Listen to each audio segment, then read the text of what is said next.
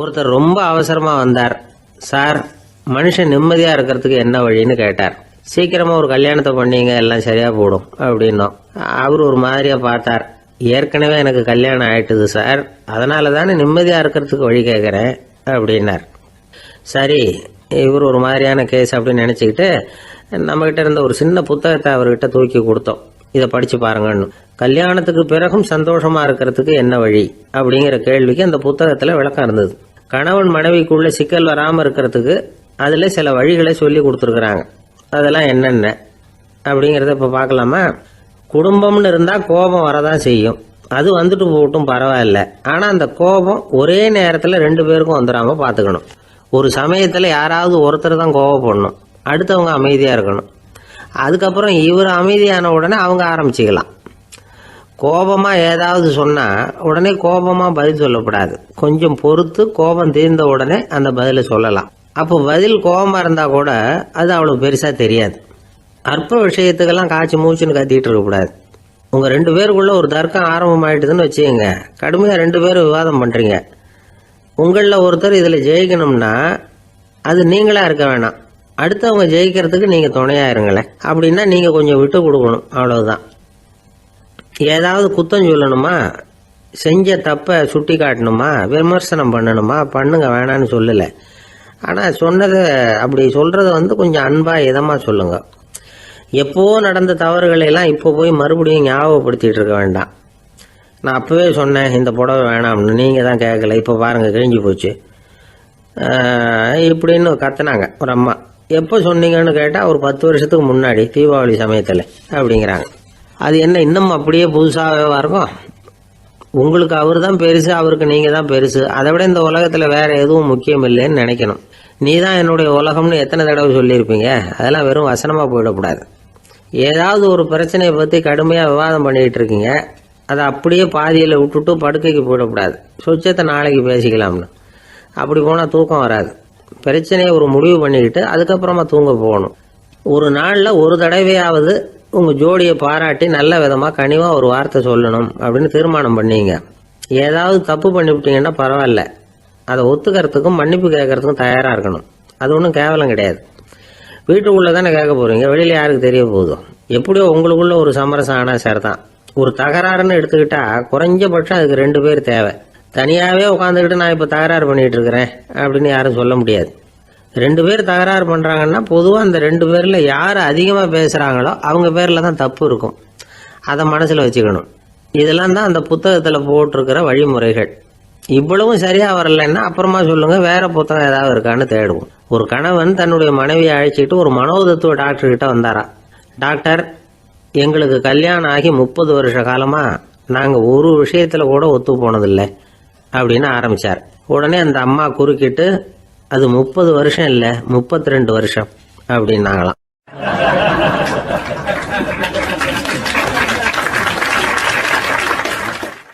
சில பேரை இப்படி சொல்றது உண்டு. அடுத்தவங்களை அனுசரிச்சு நடந்துக்க தெரியல, அவன் என்ன சார் மனுஷன் அப்படிம்பாங்க. சக மனிதர்களோட எப்படி பழகிறது அப்படின்னு தெரியாததுனாலேயே பல பேர் இன்னைக்கு சங்கடப்பட்டுக்கிட்டு இருக்கிறாங்க. வசதி வாய்ப்பெல்லாம் சரியா இருக்கும், ஆனா வாழ்க்கை சரியா இருக்காது. இன்னொருத்தர்கிட்ட எப்படி பேசுறது பழகிறதுங்கிறது தெரியாததுனாலதான் இந்த அவஸ்தை. சரி, இந்த அவஸ்தை இல்லாம வாழறது எப்படி? இதுக்கு அனுபவசாலிகள் சில வழிமுறைகளை சொல்றாங்க. அதெல்லாம் என்னென்னங்கிறத இப்ப தெரிஞ்சுக்குவோம். முதல்ல நம்ம நாக்கு நம்ம கண்ட்ரோல்ல இருக்கணும். வார்த்தைகளை கொட்டி விட்டு அதுக்கப்புறம் அள்ள முடியாம கிடந்து கஷ்டப்படக்கூடாது. எப்படி பேசுறோங்கிறதும் முக்கியம், பேசுறப்ப எப்படி முகத்தை வச்சிருக்கிறோங்கிறதும் முக்கியம். அன்பா பேசினாலும் நல்லா இருக்கும். அப்படி பேசுறப்ப ஆதரவா அவர் தோள் மேல ஒரு கையை போட்டுக்கிட்டு பேசினா இன்னமும் நல்லா இருக்கும். 2வது விஷயம், இன்னொருத்தர்கிட்ட பேசுறப்ப வாக்குறுதிகளை அள்ளி வீசக்கூடாது. கொடுக்கற வாக்குறுதி குறைச்சலா இருக்கணும். அப்படி கொடுத்த வாக்குறுதியை கண்டிப்பா நிறைவேற்றணும். நாம ஒருத்தரை பாராட்டுறோம் அல்லது அவரை பத்தி அபிப்பிராயம் சொல்றோம்னா அது ஆக்கப்பூர்வமா இருக்கணும். நம்ம பாராட்டு அல்லது விமர்சனம் அடுத்தவருடைய முன்னேற்றத்துக்கு உதவுறது மாதிரி இருக்கணும். நாம சொல்றதை கேட்டுட்டு அவன் தலையில கையை வச்சுட்டு உட்காந்துடக்கூடாது. எப்பவும் உற்சாகமா இருக்கணும், முகம் மலர்ச்சியா இருக்கணும். மனுஷன் இருந்தா வருத்தம், கவலை, ஏமாற்றம் எல்லாம் இருக்கதான் செய்யும். அதெல்லாம் மனசுல இருக்கட்டும். அந்த வருத்தமும் கவலையும் ஏமாற்றமும் சேர்ந்துக்கிட்டு நம்ம முகத்தில் இருக்கிற மலர்ச்சியை மூடி மறைக்கிறதுக்கு நாம் இடம் கொடுத்துடக்கூடாது. எந்த விஷயத்தை பற்றி யாருக்கிட்ட பேசினாலும் வெளிப்படையாக பேசணும், திறந்த மனசோட பேசணும். மூடி மறைச்சி முன்னு மூழ்கிக்கிட்டு இருக்கக்கூடாது. இன்னொருத்தர்கிட்ட பேசுகிறப்போ விவாதம் பண்ணுங்க, அது தப்பு இல்லை. ஆனால் வாதாடிக்கிட்டு இருக்கக்கூடாது. அதாவது என்ன சொல்கிறாங்கன்னா, டிஸ்கஸ் பண்ணலாம், ஆர்கியூ பண்ணக்கூடாதான். நம்மக்கிட்ட இருக்கிற நல்ல குணங்களை நாம் எடுத்து சொல்லிகிட்டு இருக்கக்கூடாது. அந்த நல்ல குணங்களே நம்மளை பற்றி எடுத்து சொல்லணும், அது மாதிரி நடந்துக்கணும். அதே மாதிரி அடுத்தவங்க கிட்ட உள்ள கெட்ட குணங்களை பற்றி அவசியம் இல்லாமல் நாம் பேச வேண்டியதில்லை. உங்களை பற்றி யாராவது தப்பாக பேசுகிறாங்களா, அப்படி அவங்க பேசுகிறதுல உண்மை இல்லையா அப்படின்னா அதை நீங்கள் பொருட்படுத்த வேண்டியதில்லை, விட்டுடலாம். அது தானாக போயிடும். ஒரு 4-5 பேரோட பேசிக்கிட்டு இருந்தீங்கன்னா எல்லாருக்கும் முக்கியத்துவம் கொடுங்க, யாரையும் அலட்சியப்படுத்தாதீங்க. தமாஷா பேசலாம், ஆனால் அவங்க தமாஷ் அடுத்தவங்களை கேலி பண்ணுறதா இருக்கக்கூடாது. நமக்கு கிடைக்க வேண்டியது கிடைக்கலையே அப்படிங்கிற தவிப்பு நம்மக்கிட்ட இருக்கக்கூடாது, அது தேவையில்லை. உங்கள் செயல்பாடுகள் தெளிவாக இருக்கட்டும், பாராட்டு தானாக அவங்கள தேடிட்டு வரும். இன்னொரு மனுஷனுடைய மனசில் கௌரவமான ஒரு இடத்த பிடிக்கணும்னா நாம் இந்த குணத்தையெல்லாம் நம்மக்கிட்ட வளர்த்துக்கணும். இதெல்லாம் அனுபவசாலிகள் சொல்லியிருக்கிற குறிப்புகள். இந்த குறிப்புகளை சரியாக புரிஞ்சுக்கணும், அது முக்கியம். தப்பாக புரிஞ்சுக்கிட்டா என்ன ஆகும் தெரியுமா? இதை கேளுங்க.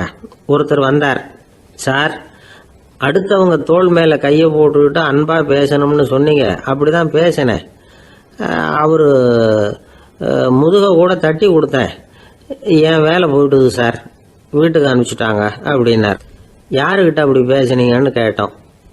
என் முதலாளிகிட்ட சார் அப்படிங்கிறார் ரொம்ப சோகமாக.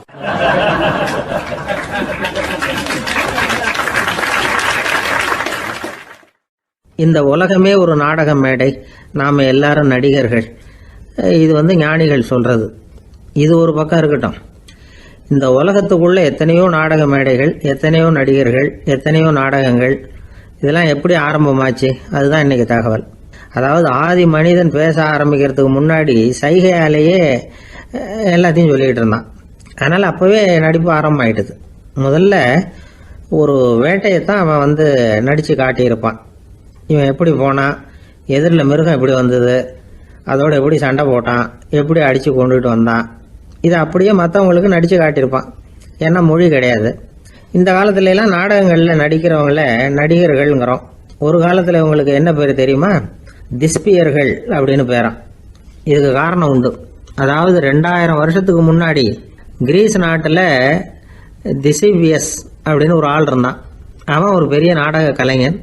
அவன் சில இளைஞர்களை சேர்த்துக்கிட்டான், பயிற்சி கொடுத்தான், நாடக குழுவை உருவாக்கினான். நடிகர்களையும் நாடகத்துக்கு தேவையான பொருள்களையும் ஏற்றிக்கிட்டு போகிறதுக்கு ஒரு வண்டியையும் தயார் பண்ணான். அந்த வண்டியிலேயே அவன் கிரேக்க நாடு பூராவும் சுற்றினான். ஊர் ஊராக நாடகம் போட்டான்.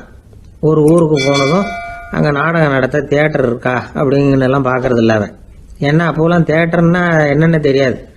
நாடகம்னா அது ஒரு மூடிய கொட்டைக்குள்ளே தான் நடத்தணுங்கிறது அப்போ யாருக்குமே தோணலை. இந்த வண்டி போகும், அதுவே ஒரு பகுதி அப்படியே ஒரு மேடை மாதிரி விரிச்சிக்கும். அதில் ஏறி நின்றுக்கிட்டு நாடகத்தை நடித்து காட்டுவாங்களாம். மக்கள்லாம் எதிரில் தரையில் உட்காந்து அதை பார்த்துக்கிட்டு இருக்கிறது. உலகத்தின் முதல் நடமாடும் தியேட்டர் இது தானே. இந்த திசிபியஸ் தான் முதலாக உலகத்தில் நாடகம்ங்கிற பொழுதுபோக்கை நடத்தி காட்டினவன் அப்படின்னு சொல்கிறாங்க. அவன் சொந்தமாக நாடகம் எழுதுனா, நடித்தான், நாடகத்தை இயக்கினான். அதனால தான் அவனை first man of the theatre அப்படின்னு சொல்லுவாங்க. அவன் தான் நாடக மேடையின் முன்னோடி. கிரேக்கர் காலத்திலேயே நாடக ஆசிரியர்கள், நடிகர்கள், ரசிகர்கள் இவங்கெல்லாம் உருவாயிட்டாங்களாம். நாடகத்தின் சரித்திரத்தில் இந்த 3 பிரிவும் ரொம்ப முக்கியம். அதாவது கிரேக்க தியேட்டர்கள்லாம் திறந்த வெளி மேடைகள் தான். பெரும்பாலும் மலைச்சரிவுகள், அதுவே படிப்படியாக பண்ணியிருப்பாங்க. கீழே அரைவட்ட வடிவில் மேடை, அதுக்கு ஆர்கெஸ்ட்ரான்னு பேர். பிற்காலத்தில் இதில் உட்காந்து இசைக்குழுவினர் வாய்ச்சதுனால இசைக்குழுவுக்கே ஆர்கெஸ்ட்ராங்கிற பேர் வந்துட்டுது. இப்போ கிரேக்க தியேட்டர்களில் ஒன்று, அதோட காலம் கிமு 340. அதை இன்னமும் பாதுகாத்து வச்சிருக்கிறாங்களாம். எபிடாரஸ் அப்படிங்கிற இடத்துல அது இருக்குதான். இன்னமும் அந்த தியேட்டரை பயன்படுத்திக்கிட்டு வர்றாங்களாம். சிறந்த கிரேக்க நாடகங்கள்லாம் அங்கே நடிக்கிறாங்களாம். ஆரம்ப காலத்திலேயே கட்டணம் கிடையாது. அப்புறம் பின்னாடி தான் நுழைவு கட்டணம்லாம் அப்படியே வந்துட்டு தான். நடிகர்கள் பளபளப்பான ஆடைகள் உடுத்தியிருப்பாங்களாம். இந்த குதிகால் உயர்ந்த காலணிகள் போட்டிருப்பாங்களாம். இதெல்லாம் பழைய குறிப்புகள். பலவிதமான உருவங்களில் மாஸ்க் அப்படின்னு சொல்லப்படுற முகமூடி. அதனால் ஒரே நடிகர் பல வேடங்களில் நடிக்கிறது உண்டான். ஆரம்பத்தில் பெண் நடிகர்கள் கிடையாது, எல்லாம் ஆண் நடிகர்கள் தான். ரோமானியர்கள் தான் முதல் நிரந்தர நாடக மேடையை கட்டினவங்க. அதுதான் முதல் தியேட்டர். கிமு 1048 காலகட்டத்தில் பாம்பிங்கிற நகரத்தில் அதை கட்டியிருக்கிறாங்களாம். கிரேக்க ரோமானிய தியேட்டர்களின் அடிப்படையிலேயே இந்த இத்தாலிய வடிவ அமைப்பாளர்கள் இந்த குதிரை லாட வடிவில் ஒரு ஆடிட்டோரியத்தை உருவாக்கினாங்களாம். இப்படி அதை பற்றி நிறைய தகவல் இருக்குது. 1576 லண்டனில் இந்த வின்ஸ்பர்ரி, அப்புறம் இந்த பில்ட்ஸில், அப்புறம் ஜேம்ஸ் இப்படிங்கிறவர் முயற்சியால் தான் இங்கிலாந்தில் முதல் தியேட்டர் உருவாச்சான். அப்படி ஒருத்தர் இருந்தாராம். உலக நாடக மேடையின் வரலாறு இதுதான். அதாவது இப்பெல்லாம் அறிவியல் வளர்ச்சி அதிகமாயிட்டுது, திரைப்படம் தொலைக்காட்சி எல்லாம் வந்தாச்சு. ஒவ்வொரு வீடுமே ஒரு குட்டி தியேட்டர் மாதிரி ஆயிட்டுது. தொலைக்காட்சி முன்னாடி உட்காந்து எழுந்திருக்கவே மனசு வர்றதில்லை. ஒரு அம்மா ஒரு மனோதத்துவ டாக்டரை தேடிட்டு வந்தாங்களாம் இந்த காலத்தில். டாக்டர், எங்கள் வீட்டுக்காரர் எப்போ பார்த்தாலும் டிவி முன்னாடி உட்காந்துக்கிட்டு அதையே வெறிச்சு பார்த்துக்கிட்டு இருக்கிறார், உத்து பார்த்துக்கிட்டு இருக்கார், எனக்கு சந்தேகமாக இருக்குன்னாங்களாம். இது மனக்கோளாறு இல்லைங்க, ஆர்வ கோளாறு, அவ்வளவுதான், இதுக்காக பயப்படாதீங்கன்னாராம் டாக்டர். அப்படி இல்லை டாக்டர், டிவி ஓடும் பொழுது நாம எல்லாம் அதை பார்க்குறோம் சரி, ஆனால் அவர் அப்படி இல்லை, டிவியை நிறுத்தினதுக்கு அப்புறமும் அதையே உத்து பார்த்துட்டு உட்காந்துருக்கிறார், அதனால தான் சந்தேகப்பட்டு உங்ககிட்ட வந்தேன் அப்படின்னாங்களாம்.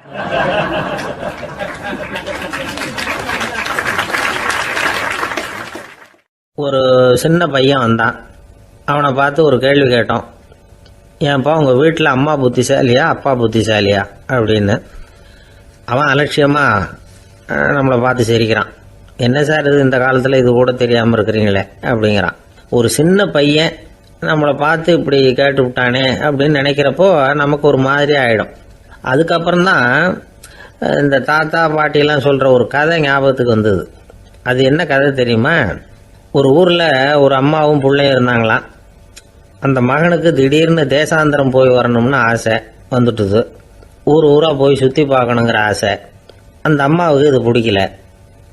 மகனை பிரிஞ்சு இருக்கிறதுக்கு அவங்க மனசு இடம் கொடுக்கல. வேணாப்பான்னு சொல்லி பார்த்தாங்க, அவன் கேட்கல.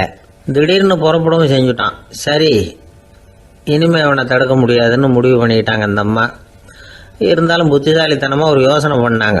மகனை கிட்டத்தில் கூப்பிட்டாங்க. அவங்ககிட்ட சொன்னாங்க, இதை பாருப்பா, நீ தேசாந்திரம் போகிறதுன்னு தீர்மானம் பண்ணிவிட்ட, அதை நான் தடுக்கலை, போயிட்டு வந்துடும். ஆனால் போகிறதுக்கு முன்னாடி எனக்கு ஒரு வாக்குறுதி கொடுத்துட்டு போ அப்படின்னாங்க. போகிறப்போ ராத்திரியாக இருந்தாலும் பகலாக இருந்தாலும் சரி, புளிய மரத்து நிழலில் தான் தங்கணும். திரும்பி வர்றப்போ இரவும் பகலும் நீ வேப்ப மரத்து நிழல்லே தங்கணும் அப்படின்னாங்க. சரி, அப்படியே செய்கிறேன்னு சொல்லி வாக்குறுதி கொடுத்தான் பையன். புறப்பட்டு போனான். போகிற வழியில் புளிய மரத்து நிழல்லே தங்கினான், தூங்கினான். அப்படி போய்கிட்டே இருந்தான். 7வது நாள் அவன் உடம்பு சுகமில்லாமல் போயிட்டுது. ரொம்பவும் பலவீனமாயிட்டான். இனிமேல் நடக்க முடியாதுங்கிற நிலைமை வந்துட்டுது. யோசிச்சு பார்த்தான். சரி, இதுக்கு மேலே போக வேண்டாம் அப்படின்னு முடிவு பண்ணிட்டு திரும்பி வர ஆரம்பிச்சிட்டான். திரும்பி வர்றப்போ வழியில் வேப்ப மரத்து நிழல்லையே தங்கி வந்தான். நாளுக்கு நாள் உடம்பு சரியாக வந்துட்டுது. 7வது நாள் வீட்டுக்கு சேர்றான். உடம்பு பழையபடியே கலகலப்பாயிட்டுது. பூரண சுகம். தேசாந்திரம் போன பையன் திரும்பி வந்துட்டானே அப்படின்னு அந்த அம்மா ஆச்சரியப்படலை.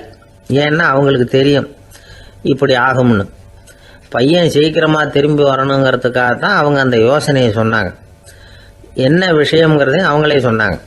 மகனே, புளிய மரத்து நிழல் உடம்புக்கு உஷ்ணத்தை கொடுக்கும், சீக்க உண்டாக்கும். அதனால் நீ தொடர்ந்து புளிய மரத்து நிழலில் தங்கினாவே நோய்க்கு ஆளாயிட்ட. அதனால் நல்ல பயணத்தை முடிச்சுக்கிட்டு திரும்பி வரணுங்கிற முடிவுக்கு வந்துட்ட.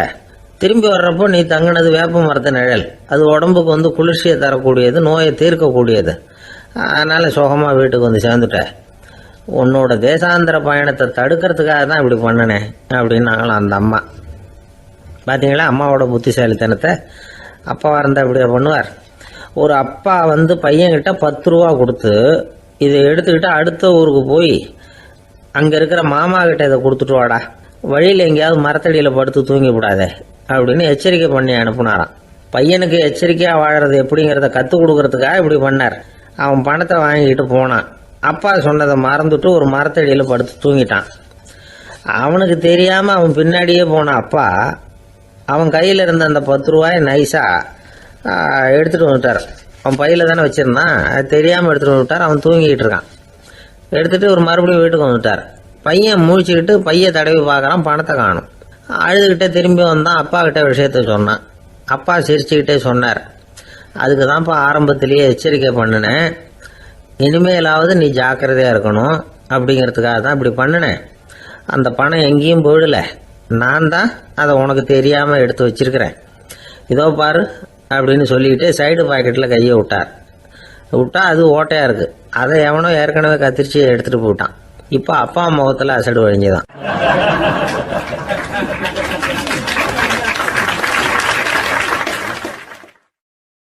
ஒரு அரசனும் அமைச்சரும் ஒரு நாள் ரொம்ப சாவகாசமாக பேசிக்கிட்டு இருந்தாங்களாம். அரசன் அமைச்சரை பார்த்து ஒரு கேள்வி கேட்டிருக்கார். ஏங்க அமைச்சரே, ஆசை இல்லாத ஒரு மனுஷனால் இருக்க முடியுமா அப்படின்னு. ஏன் முடியாது, துறவி அப்படிங்கிறவங்கெல்லாம் அப்படிப்பட்டவங்க தானே அப்படின்னாராம் அமைச்சர். அவங்கெல்லாம் உண்மையிலேயே ஆசையை விட்டவங்க தானா அப்படின்னு கேட்டாரா ராஜா. அப்படி தான் இருக்கணும் அப்படின்னாராம் அமைச்சர். அப்படின்னா ஆசையே இல்லாத ஒரு உண்மையான துறவியை நான் பார்க்கணுமேன்னார். அது என்ன பிரமாதம், அதுக்கு நான் ஏற்பாடு பண்ணுறேன் அப்படின்னு விட்டார் இவர். சொல்லிவிட்டு உடனே புறப்பட்டு போனார். அங்கே எங்கே தேடினார். அப்புறம் தான் அவருக்கு புரிஞ்சுது உண்மை துறவியை கண்டுபிடிக்கிறது எவ்வளவு கஷ்டமான காரியம்னு. இருந்தாலும் ராஜா கிட்ட சொல்லியாச்சே உண்மை துறவியை காட்டுறேன்னு. இப்போ என்ன பண்ணுறது, ராஜா கிட்ட சொன்னபடி நடக்கலைன்னா அவருக்கு கோபம் வந்துடும். அமைச்சர் ஒரு யோசனை பண்ணார். அவருக்கு ஒரு வழி தெரிஞ்சுது. அதுதான் சரின்னு முடிவு பண்ணார். அதாவது அந்த ஊரில் அவருக்கு தெரிஞ்ச நாடக நடிகர் ஒருத்தர் இருக்கிறார், நல்லா நடிப்பார். அவரை போய் பார்த்தார். இதை பாருப்பா, எனக்காக நீ ஒரு காரியம் செய்யணும்னார். என்னன்னு கேட்டார் அவர். நீ ஒரு துறவி மாதிரி கொஞ்ச நேரத்துக்கு நடிக்கணும். ராஜா உன்னை பார்த்துட்டு போகிற வரைக்கும் நடி, அது போதும். அதுக்காக உனக்கு 10,000 ரூபா தரேன் அப்படின்னார். அவர் எந்த காலத்தில் இவ்வளவு பணத்தை மொத்தமாக பார்த்துருக்கார். அதனால் உடனே சரின்னு ஒத்துக்கிட்டார். அமைச்சர் அரண்மனைக்கு திரும்பி வந்தார். என்ன அமைச்சரே, இன்னுமா ஒரு உண்மையான துறவி கிடைக்கலன்னார். உண்மையான துறவி ஒருத்தரை இப்போ தான் கொஞ்ச நேரத்துக்கு முன்னாடி பார்த்து பேசிவிட்டு வர்றேன். அவர் நம்ம ஊருக்கு வெளியில் குளத்தங்கரையில் உள்ள ஒரு ஆலமரத்துக்கு அடியில் உட்காந்துருக்கிறார் அப்படின்னார் இவர். அப்படின்னா உடனே புறப்படுங்க அப்படின்னார் ராஜா. பரிவாரங்களோடு புறப்பட்டார். அங்கே அந்த மரத்தடியில் அந்த ஆள் வேஷம் போட்டுக்கிட்டு துறவி மாதிரி உட்காந்துருக்கிறான். ராஜா நேராக போனார். அந்த துறவி காலில் பொத்துன்னு விழுந்து வணங்கினார். உடனே ராணி அவர் காலில் விழுந்தாங்க. அடுத்தபடியாக அமைச்சர் விழுந்தார். அவருக்கு தெரியும் இது நம்ம ஆள் தான்னு. இருந்தாலும் என்ன பண்ணுறது, நேரம். அப்புறம் பரிவாரங்கள்லாம் துறவி காலில் விழுந்து ஆசீர்வாதம் வாங்கிட்டாங்க. ராஜா அப்புறமா தங்கத்தட்டில் பொண்ணையும் பொருளையும் வச்சு அந்த துறவிகிட்ட ரொம்ப பணிவாக நீட்டுறார். தாங்கள் தயவு பண்ணி இதை ஏற்றுக்கணும் அப்படின்னு வேண்டிக்கிட்டார்.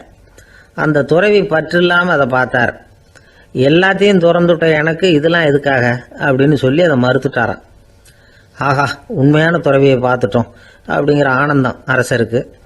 ரொம்ப நிம்மதியாக திருப்தியாக திரும்பி வந்தார் அரண்மனைக்கு. அதுக்கப்புறம் அமைச்சர் யாருக்கும் தெரியாமல் அந்த துறவிகிட்ட ஓடினார். சொன்ன பிரகாரம் பணத்தை நீட்டினார். இந்தப்பா, நான் உங்ககிட்ட சொன்னபடி 10,000 ரூபா பணம் எடுத்துக்கோ அப்படின்னார். அந்த ஆள் ராஜா கிட்ட சொன்னது மாதிரியே எல்லாத்தையும் திறந்துட்டோம் எனக்கு இதெல்லாம் எதுக்காக வேணாம் அப்படின்னு விட்டாரான். நடித்த வரைக்கும் போதும்ப்பா, இனிமேல் இந்த நாடக வசனம்லாம் வேணாம், வேஷத்தை கலைச்சிரு, பணத்தை வாங்கிக்கோன்னார். இல்லைங்க, இது வேஷம் இல்லை, இது வசனமும் இல்லை, இது உண்மை. கொஞ்ச நேரம் துறவி மாதிரி நடித்ததுக்கே இந்த தேசத்து ராஜா ராணி அமைச்சர் பரிவாரங்கள் எல்லாம் என் காலில் விழுந்து வணங்குறாங்க. அப்படின்னா உண்மையான துறவியாக இருக்கிறது எவ்வளவு பெருமையான விஷயம்.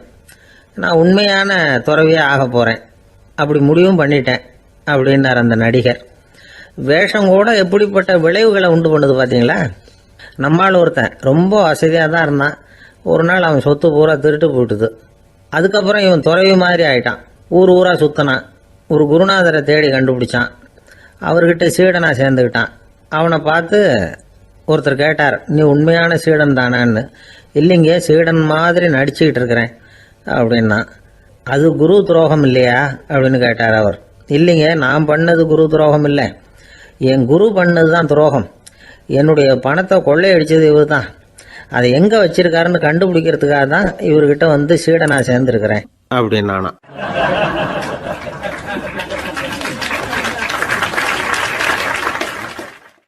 ஒரு ஆள் இருந்தான், நிறைய பணம் சம்பாதிச்சான். ஆனால் செலவு பண்ண மனசு வரல, கருமி. அவன் என்ன பண்ணா, சேர்த்த பணம் பூராவையும் ஒரு மரத்தடியில் புதைச்சி வச்சுருந்தான். வாரத்துக்கு ஒரு தடவை அந்த மரத்தடிக்கு வருவான். புதைச்ச இடத்த ஆவலோடு பார்த்துக்கிட்டு இருப்பான். அதுக்கப்புறம் போயிடுவான். அவ்வளவுதான். ஒரு நாள் ஒரு திருடன் வந்தான். இவன் புதைச்சி வச்சிருந்ததெல்லாம் எடுத்துட்டு போட்டான். இது தெரிஞ்சு போச்சு. அந்த கருமி புலம்ப ஆரம்பிச்சிட்டான். இவன் புலம்பலை கேட்டதும் அக்கம் பக்கத்தில் இருந்தவங்கெல்லாம் ஓடி வந்தாங்க. என்ன விஷயம்னு விசாரிச்சாங்க. இவன் சொன்னான். ஒரு பெரியவர் கேட்டார், ஏப்பா வாரம் வந்து இந்த இடத்த பார்க்கறதாக சொன்னியே, எப்போவாவது இதில் இருக்கிற பணத்தை எடுத்து செலவு பண்ணியிருக்கியா அப்படின்னு கேட்டார். நான் அப்பப்போ வந்து அதை பார்க்கறது தான் வழக்கம், அதை தொட்டதே இல்லைன்னு அவன். சரி அப்படின்னா இப்போவும் நீ அதே மாதிரி வாரம் ஒரு தடவை வந்து இந்த இடத்த பார்த்துட்டு போகலாமே அப்படின்னாராம் அந்த பெரியவர். அதுவும் சரிதானே, எவ்வளவு காலமானாலும் அவன் அந்த பணத்தை எடுத்து செலவு பண்ண போகிறதில்ல. அப்படி இருக்கிறப்ப உள்ளே பணம் இருந்தாலும் ஒன்று தான், இல்லாமல் போனாலும் ஒன்று தான். இதிலிருந்து என்ன புரியுதுன்னா, ஒருத்தர்கிட்ட இருக்கிற பணத்தை கொண்டு அவர் பணக்காரரா ஏழையா அப்படின்னு முடிவு செய்கிறது சரியில்லை. அந்த செல்வத்தை அனுபவிக்கிற திறன், பயன்படுத்துகிற திறன், அதை வச்சு தான் அவர் ஏழையா பணக்காரரா அப்படிங்கிறத நிர்ணயம் பண்ணணும். அதுதான் சரி.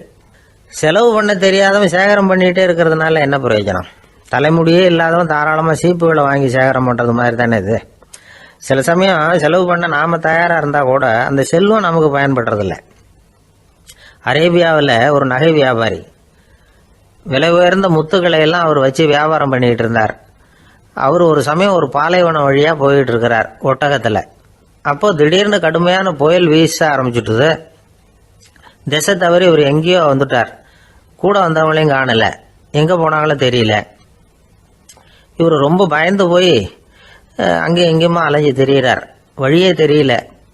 பசி கடுமையாயிட்டுது. ஒட்டகத்து முதுகில் ஒரு மூட்டை இருந்தது. அதை பிரித்து பார்த்தார். உள்ளே ஏதாவது இருக்கான்னு தேடி பார்க்குறார். அது வரைக்கும் கண்ணில் தட்டுப்படாத அபூர்வமான ஒரு பை கண்ணில் பட்டுது. ஆஹா, அதில் ஏதாவது சாப்பிட்றதுக்கு இருக்கும் அப்படின்னு நினச்சி ஆவலாக அதை பிரித்து பார்க்குறார். அந்த பையில் விலை உயர்ந்த முத்துக்கள் நிறைய இருந்துதான். அப்போ தான் அவர் நினச்சாராம், விலை உயர்ந்த முத்துக்கள் கூட சாப்பிட்றதுக்கு உணவாக முடியாது அப்படிங்கிறத புரிஞ்சுக்கிட்டாராம். எந்த நேரத்தில் எது நமக்கு தேவையோ அது நமக்கு தாராளமாக கிடைக்கணும். அப்படி அது கிடைக்கிறதுக்கு நம்மக்கிட்ட இருக்கிற செல்வம் பயன்படணும். அது நமக்கும் பயன்படலாம், நம்ம மூலமாக அடுத்தவங்களுக்கும் பயன்படலாம். அதுதான் செல்வத்தின் பயன். ஒரு மரத்தடியில் ஒருத்தன் உட்காந்து அழுதுகிட்டு இருந்தான். அந்த பக்கமாக வந்த இன்னொருத்தன் ஏப்பா அழுதுகிட்டு இருக்கிறேன்னு கேட்டான். இந்த இடத்துல தான் பூமிக்கு அடியில் பணம் இருக்குது, புதைச்ச இடம் தெரியல, அதான் அழறேன் அப்படின்னா. நல்லா ஞாபகப்படுத்தி பாரு, எந்த இடத்துல புதைச்ச அப்படின்னு கேட்டான் இவன். அது எப்படி எனக்கு தெரியும், புதைச்சி வச்சிருக்கிறவன் நான் இல்லையே, எங்கள் எழுத்து வீட்டுக்காரன் அப்படின்னானா இவன்.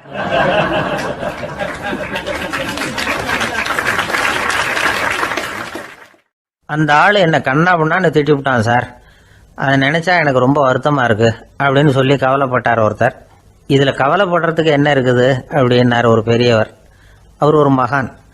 என்ன சார் இப்படி சொல்கிறீங்க, ஒருத்தர் நம்ம பார்த்து திட்டுனா வருத்தமாக இருக்காதா அப்படின்னார்.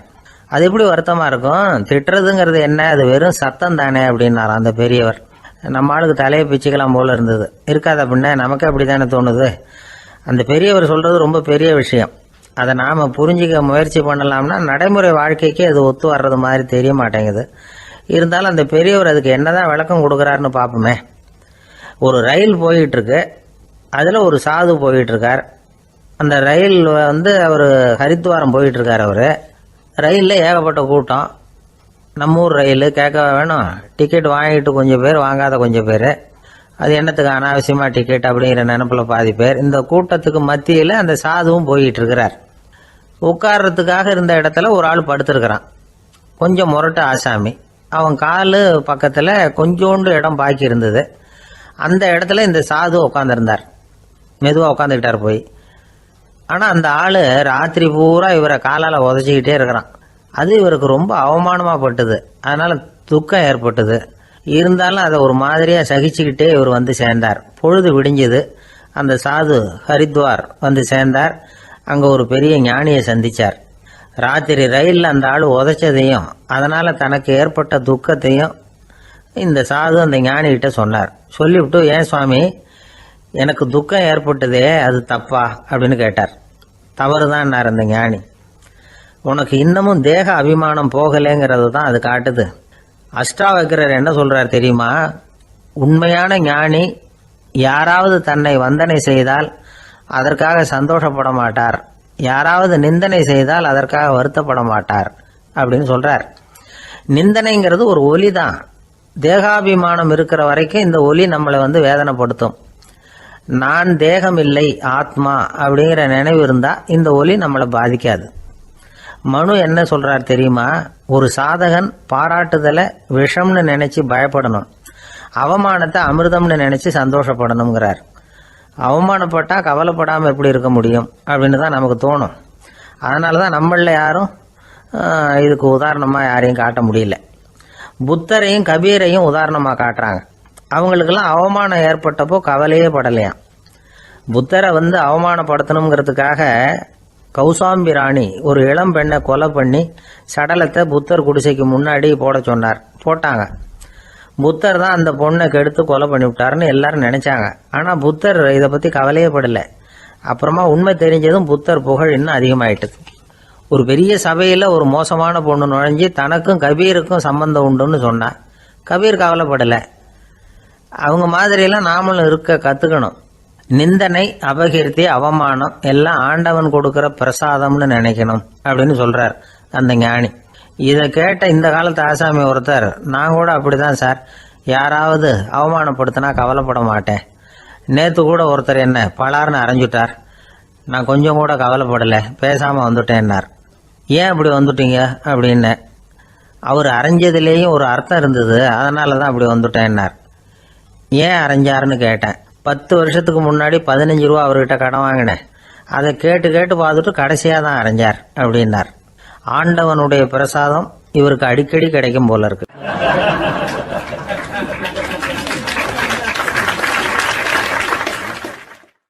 ஒரு பல்கலைக்கழகம், அங்கே ஒரு இலக்கிய பேராசிரியர், அவர் பாடம் நடத்திக்கிட்டு இருந்தார். ராபர்ட் பிரவுனிங் எழுதிய கவிதைகளை பற்றி சொல்லிகிட்டு இருக்கிறார். மாணவர்களும் ரொம்ப அக்கறையாக அதை கேட்டுக்கிட்டு இருக்கிறாங்க. ஒரு குறிப்பிட்ட கவிதையை பற்றி சொல்லும் பொழுது அந்த பேராசிரியருக்கே ஒரு சந்தேகம். அதாவது அந்த கவிதையின் சரியான அர்த்தம் என்னங்கிறதுல சந்தேகம். பேராசிரியர் யோசனை பண்ணார். அந்த கவிதையை முழுசாக புரிஞ்சிக்க முடியல. அதனால் மாணவர்களை பார்த்து சொன்னார், மாணவர்களே, ஒரு நாள் பொறுத்துங்க, இந்த கவிதையை எழுதின கவிஞர் எங்கள் வீட்டுக்கு பக்கத்தில் தான் இருக்கிறார். இன்னைக்கு சாயந்தரம் நான் அவரை நேரிலேயே போய் பார்க்குறேன், பார்த்து இதுக்கு என்னங்க அர்த்தம்னு கேட்டுட்டு வந்துடுறேன், அதுக்கப்புறம் உங்ககிட்ட சொல்கிறேன் அப்படின்னாராம். அன்னைக்கு சாயந்தரமே அந்த பேராசிரியர் கவிஞரை தேடிக்கிட்டு போயிட்டார். கவிஞர் அவங்க வீட்டில் அவர் பாட்டு உட்காந்துருந்தாராம். இவர் போய் அவர் முன்னாடி உட்காந்தார். அப்புறம் கேட்டார், ஐயா, அந்த கவிதையின் முழு பொருள் என்னன்னு தெரிஞ்சுட்டு போகிறதுக்காக வந்திருக்கிறேன் அப்படின்னாராம். எந்த கவிதை அப்படின்னாராம் அவர். இவர் அந்த கவிதையை சொல்லியிருக்கார். கவிஞர் கொஞ்சம் யோசனை பண்ணிவிட்டு அப்புறம் சொன்னாராம், பேராசிரியரே, நீங்கள் கொஞ்சம் தாமதமாக வந்துட்டீங்கன்னாராம். இவருக்கு ஒன்றும் புரியல. நீங்கள் என்ன சொல்கிறீங்க? நான் தாமதமாக வந்துட்டேன்னா? நீங்கள் தான் உயிரோடு இருக்கிறீங்களே, அப்படி இருக்கும்பொழுது நான் தாமதமாக வந்துட்டேன்னா அது எப்படி அப்படின்னு இவர் குழம்பி இருக்கிறார். இப்போ கவிஞர் சொன்னாராம், ஐயா, நான் உயிரோடு இருக்கிறேன்னா இல்லையாங்கிறது முக்கியம் இல்லை. நான் அந்த கவிதை வரிகளை எழுதினப்போ 2 பேருக்கு அதோட அர்த்தம் தெரிஞ்சிருந்தது. இப்போ ஒரே ஒருத்தருக்கு தான் அதோட அர்த்தம் தெரியும் அப்படின்னாராம். பேராசிரியர் யோசனை பண்ணியிருக்கார். அப்படின்னா அந்த ஒருத்தர் கவிஞர் ராபர்ட் பிரவுனிங்கை தவிர வேற யாரா இருக்க முடியும்? இவர் தான் அப்படிங்கிறத அவர் மனசில் நினச்சிக்கிட்டார். அதனால சொன்னார், ஐயா, நான் தாமதமாக வரல, அந்த கவிதையின் பொருள் என்ன அது சொல்லுங்கன்னார். பேராசிரியரே, நான் சொல்றது உங்களுக்கு புரியலன்னு நினைக்கிறேன். நான் இந்த வரிகளை எழுதினப்போ 2 பேருக்கு அதோட அர்த்தம் தெரிஞ்சிருந்தது. அந்த 2 பேர் யாருன்னா, ஒருத்தர் ராபர்ட் பிரவுனிங், அதாவது நான், இன்னொருத்தர் கடவுள். இப்போ அது கடவுளுக்கு மட்டும்தான் தெரியும். நானே இதை பற்றி பல தடவை யோசனை பண்ணி பார்த்தேன். இது ரொம்ப அழகானது, ஆனாலும் ரொம்ப வழுக்கலானது. அதை பிடிச்சிட்டோம்னு நினச்சிக்கிட்டு இருக்கும் பொழுதே காற்று மாதிரி அது உங்ககிட்ட இருந்து ஓடி போயிடுது. எனக்கு ரொம்பவும் வருத்தமாக தான் இருக்குது. நிச்சயமாக நான் தான் இந்த வரிகளை எழுதியிருக்கிறேன். அதில் அர்த்தம் இருக்குங்கிறது எனக்கு தெரியும், அதை நான் உணர்றேன். ஆனால் நீங்கள் என்னை மன்னிக்கணும், எனக்கே கூட அதை என்னால் விளக்க முடியல. அப்படி இருக்கும் பொழுது உங்களுக்கு எப்படி அதை நான் விளக்க முடியும் அப்படின்னாரா அந்த கவிஞர். அனுபவிக்கப்படக்கூடிய எல்லாமே விளக்கப்படக்கூடிய ஒன்றல்ல, விளக்கப்படும் எல்லாமே அனுபவிக்கப்படக்கூடிய ஒன்றல்ல அப்படிங்கிறது ஞானிகளுடைய கருத்து. அதுக்காக தான் அந்த சம்பவம். வாழ்க்கையில் நீங்கள் தொடர்ந்து ஆய்வு செய்து கொண்டே இருக்கக்கூடிய விளக்கங்களை ஒருபோதும் அடைய முடியாத பரிமாணங்கள் இருக்கிறதுனால தான் அது அலுப்பு தட்டாமல் இருக்குது. உங்களால் நிறைய அனுபவிக்க முடியும். இருந்தாலும் நீங்கள் அனுபவித்து அறிந்த விஷயங்கள் கூட வார்த்தைகளால் விளக்கப்பட முடிவதில்லை அப்படிங்கிறது பெரியோர் சிந்தனை. இதெல்லாம் ஒரு பக்கம் இருக்கட்டும். நமக்கு தெரிஞ்ச பேராசிரியர் ஒருத்தர் 1 மணி நேரம் ரொம்ப விவரமாக வகுப்பு எடுத்தார். கடைசியாக சொன்னார், மாணவர்களே, ரொம்பவும் எளிமையாக விளக்கமாக எல்லா விவரமும் சொல்லியிருக்கிறேன். அதனால் இதில் உங்களுக்கு சந்தேகம் வர்றதுக்கு வாய்ப்பே இல்லை. இருந்தாலும் கேட்க வேண்டிய கடமை கேட்குறேன். இது வரைக்கும் நடத்தினதில் யாருக்காவது ஏதாவது சந்தேகம் உண்டா அப்படின்னு கேட்டாராம்.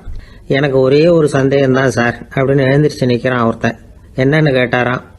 இது வரைக்கும் நீங்கள் என்ன பாடம் சார் நடத்துனீங்க அப்படின்னானா அவன்.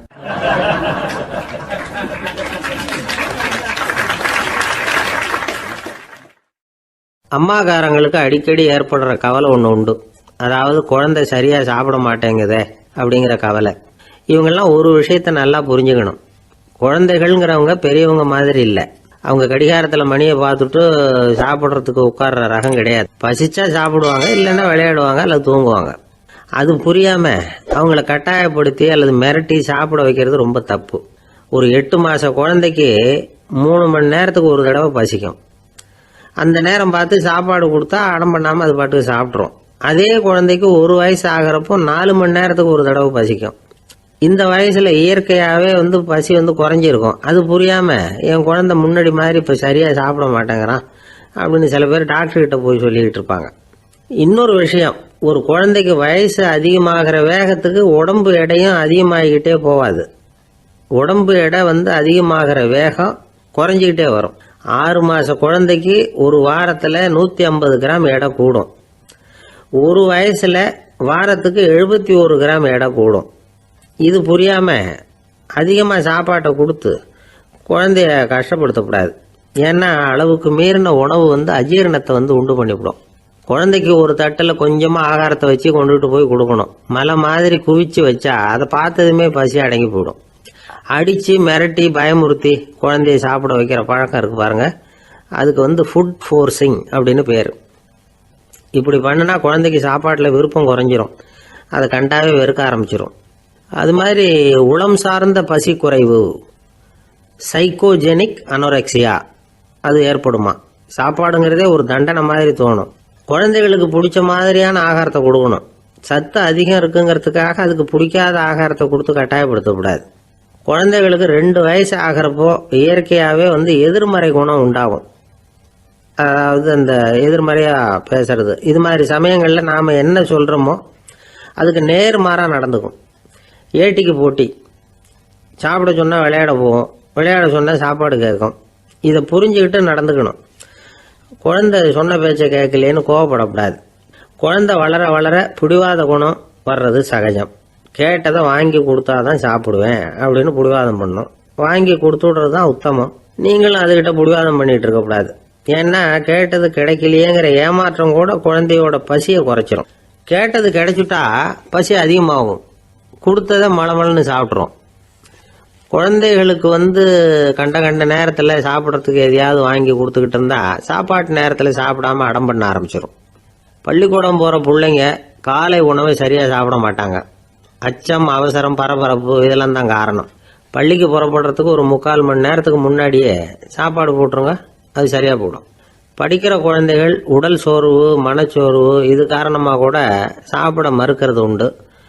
இப்போ உதாரணமாக சாயந்தரம் விளையாடி விட்டு வீட்டுக்கு வந்ததும் சாப்பிட சொன்னால் வேணாம்பாங்க. இது உடல் சோர்வு. ரொம்ப நேரம் வீட்டு பாடங்களை செஞ்சு முடித்த கையோடு சாப்பிட சொன்னாலும் அவங்களால சரியாக சாப்பிட முடியாது. இது உளச்சோர்வு, அதாவது மனச்சோர்வு. இதை தவிர குழந்தைகளுக்கு உடல்நல குறைவு ஏற்பட்டால் கூட சாப்பிட மறுக்கிறது உண்டு. சில மருந்து மாத்திரைகள் கூட பசியை குறைச்சிரும். அதனால் சரியாக தெரிஞ்சுக்கிட்டு குழந்தைகளை சாப்பிட வைக்கணும். அது புரியாமல் கையில் சாப்பாட்டு தட்டை வச்சுக்கிட்டு குழந்தைகளை விரட்டிக்கிட்டு அலையக்கூடாது. ஒரு சின்ன பையன் சொன்னான், எங்கள் அம்மா சாப்பாடு போடுறது தெரிஞ்சா நான் உடனே வீட்டை விட்டு வெளியில் ஓடி போடுவேன் அப்படின்னா. ஏன் அப்படி பண்ணுறேன்னு கேட்டோம். எங்கள் அப்பா கூட அது மாதிரி தான் சார் பண்ணுவார் அப்படிங்கிறான்.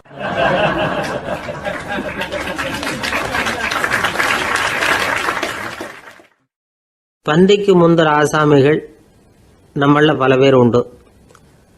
அப்படி முந்தறதுக்கு கூட முயற்சி பண்ணுறவங்க நிறைய பேர் இருக்கிறாங்க. இதில் என்ன ஒரு விஷயம்னா, பந்திக்கு முந்துறது கூட தப்பு இல்லை.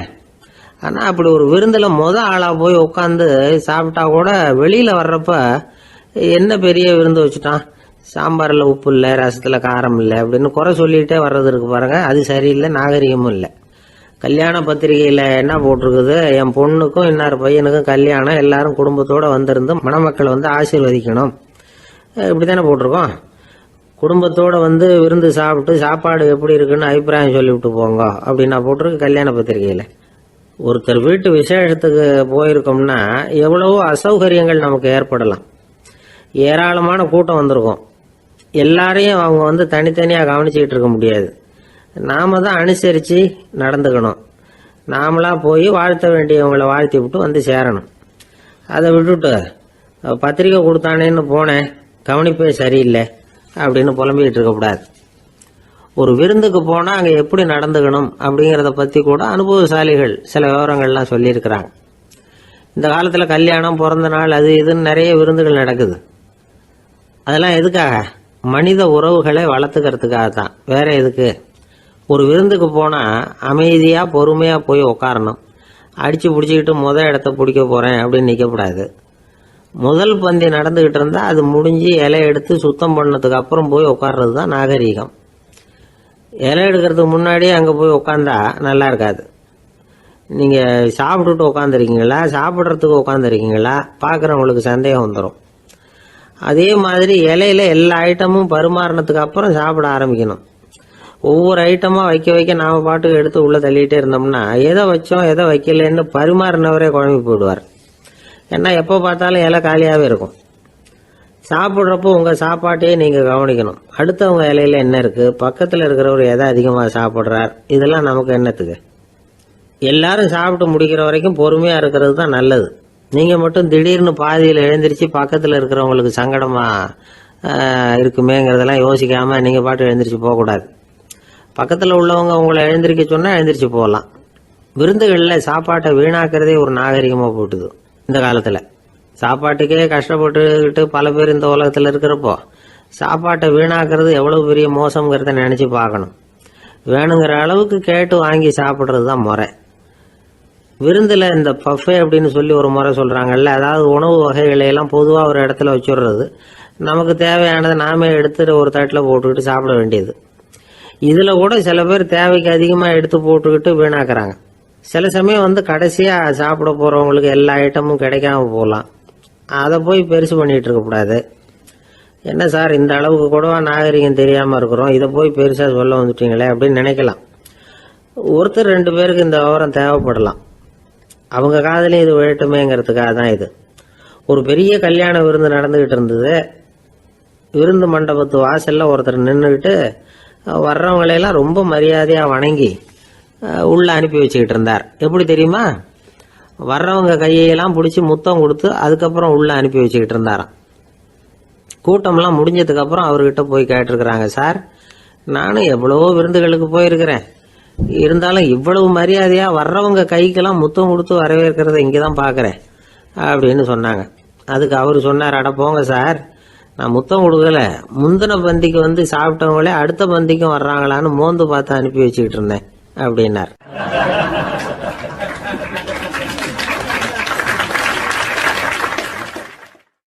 ஒரு ஊரில் ஒரு ராஜா இருந்தார். பெரிய அரண்மனையில் தான் இருக்கிறார். எல்லா வசதியும் இருந்தது. இருந்தாலும் அவர் எல்லாரும் சொல்கிறது எப்படி தெரியுமா, பிச்சைக்கார ராஜா. அப்படி ஒரு பேர் அவருக்கு நிலைச்சி போச்சு. ஜனங்களும் சரி மற்ற தேசங்களில் உள்ளவங்களும் சரி அவர் அந்த பேர் சொல்லியே குறிப்பிடுறது வழக்கமாக போட்டுது. இது அவருக்கு ரொம்ப கவலையாக போச்சு. என்ன இது, நம்மளை தேடி வர்றவங்களுக்கெல்லாம் நாம் சோறு போடுறோம், நம்ம புகழ்ந்து பாடல் ஏற்றி கொண்டு வர்ற புலவர்களுக்கெல்லாம் அவங்க எப்படி வந்தாலும் ஒருவேளை சோறு போடணுங்கிறது உத்தரவு. இவ்வளவுலாம் செஞ்சும் நம்மளை போய் பிச்சைக்கார ராஜான்னு எல்லாரும் சொல்கிறாங்களே, அது எதுக்காக இப்படி சொல்கிறாங்க? இதுதான் ராஜாவுக்கு குழப்பம். சரி, இதை பற்றி நம்ம அமைச்சர்கள்கிட்ட கேட்கலாமா அப்படின்னு யோசனை பண்ணார். இந்த விஷயத்தை போய் அவங்ககிட்ட எப்படி கேட்கறதுன்னு அவருக்கு தயக்கமாக இருந்தது. கௌரவ குறைச்சலாக தெரிஞ்சுது அவருக்கு. சரி, சாதாரண குடிமக்கள்கிட்ட இதை பற்றி கேட்கலாமா அப்படின்னு யோசனை பண்ணார். கேட்கலாம், ஆனால் அவங்க யாரும் ராஜா முன்னாடி வந்து நின்று தைரியமாக பேசக்கூடிய அளவுக்கு இல்லை. ராஜாவோட குழப்பம் நாளுக்கு நாள் அதிகமாக போச்சு. கடைசியாக அவர் ஒரு முடிவுக்கு வந்தார். அதாவது இதை பற்றி ஒரு பிச்சைக்காரங்கிட்டே கேட்டு பார்த்துட்டா என்ன. இதுதான் அவர் பண்ண முடிவு. உடனே மாறு வேஷம் போட்டுக்கிட்டு நகர்வலம் போனார். ஒரு பிச்சைக்காரனை கண்டுபிடிச்சார். இதை பாருப்பா, நம்ம ராஜாவை எல்லாரும் பிச்சைக்கார ராஜான்னே சொல்கிறாங்களே, அதுக்கு என்ன காரணமாக இருக்கும் அப்படின்னு கேட்டார். அதுக்கு அவன் சொல்கிறான், இதுக்கான பதிலை இன்னும் ஒரு 30 நாளில் சொல்கிறேன் அப்படின்னா. உடனே இவருக்கு சந்தோஷம். உண்மையை அவங்ககிட்ட சொன்னார். நான் வேற யாரும் இல்லை, நான் தான் இந்த நாட்டு ராஜா. இப்போ நீ என் கூடவே வந்துடு, அரண்மனையிலேயே தங்கிக்கோ. 30 நாள் கழித்து எனக்கு பதில் சொல்லிவிட்டு அதுக்கப்புறமா நீ போகலாம் அப்படின்னு சொல்லி அழைச்சிட்டு வந்துட்டார். அரண்மனையில் ஒரு மூலையில் அவன் தங்கறதுக்கு இடம் கொடுத்தார். தினம் 2 வேளையும் இவனுக்கு சோறு போடுங்க அப்படின்னு உத்தரவு போட்டார். ராஜா கொடுத்த இடத்துல போய் உக்காந்துக்கிட்டான் அந்த பிச்சைக்காரன். தினமும் அந்த அரண்மனையில் நடக்கிறதையெல்லாம் கவனிச்சிக்கிட்டு வந்தான். வேளைக்கு சாப்பாடு வரும், சாப்பிட்டுக்கிட்டு இருக்கான். இப்படி 30 நாள் முடிஞ்சுது. ராஜா வந்தார். என்ன, என்னோட கேள்விக்கு பதில் என்னன்னு கண்டுபிடிச்சிட்டியான்னார். கண்டுபிடிச்சிட்டேன்னா. என்ன எல்லாரும் பிச்சைக்கார ராஜான்னு சொல்கிறாங்களே, அது நியாயமாக படுதா உனக்குன்னு கேட்டார். நியாயமாக தான் படுது, சந்தேகம் இல்லாமல் நீங்கள் பிச்சைக்கார ராஜா தான். என்னதான் நீங்கள் வசதியோடவும் படைபலத்தோடவும் இருந்தால் கூட நீங்கள் எங்கள் வர்க்கத்தை சேர்ந்த ஆசாமி தான் அப்படின்னு அடித்து சொல்லிவிட்டான் அந்த ஆள். என்னால் அப்படி சொல்கிறேன்னு கேட்டார் இவர். அரசே, ஒரு உண்மையை கண்டுபிடிச்சி சொல்கிறதா நான் உங்ககிட்ட சொன்னேன். நீங்கள் ராஜ பரம்பரைன்னா உடனே உங்கள் கழுத்தில் கிடக்கிற முத்து மாலையை கழட்டி பரிசாக கொடுத்துருப்பீங்க, பொண்ணையும் மணியையும் கொடுத்துருப்பீங்க. ஆனால் நீங்கள் அப்படி செய்யலை. என்னை ஒரு மூலையில் உட்கார வச்சு 2 வேளை சோறு போட சொன்னீங்க. உங்களை தேடி யார் வந்தாலும், யார் வந்து பாராட்டி பேசினாலும் அல்லது பிரச்சனைகளை சொன்னாலும் நீங்கள் செய்கிற ஒரே காரியம் சோறு போடுறது தான். பிச்சைக்காரனுக்கு சோறு மட்டும்தான் உலகம். உங்கள் விஷயத்திலையும் நீங்கள் அப்படி தான் நினைக்கிறதாக தெரியுது. நல்லா கவனிங்க. எந்த ஒரு பிரச்சனைக்கும் சோறு தான் முடிவுன்னு நினைக்கிறீங்க பாருங்க. நீங்கள் சந்தேகமில்லாத எங்களை சேர்ந்த ஆளு தான் அப்படின்னு விட்டான் அந்த பிச்சைக்காரன். அதுக்கப்புறம் தான் அந்த ராஜா தன்னுடைய தவறுகளை எல்லாம் தேர்த்திக்கிட்டாராம். பசின்னு வர்றவங்களுக்கு சோறு தான் போடணும், அது தப்பு இல்லை. பாராட்ட வர்றவங்களுக்கெல்லாம் சோத்தையே போட்டு அனுப்புனா இப்படி தான் பேர் வரும். எனக்கு தெரிஞ்ச ஒருத்தர் தினமும் யாராவது ஒருத்தரை தன் வீட்டுக்கு அழைச்சிட்டு போவார், சாப்பாடு போட்டு அனுப்புவார். முன்னறிவிப்பு இல்லாமல் திடீர்னு ஒரு விருந்தாளியோட வீட்டில் போய் இவர் நிற்கிறது வழக்கம்.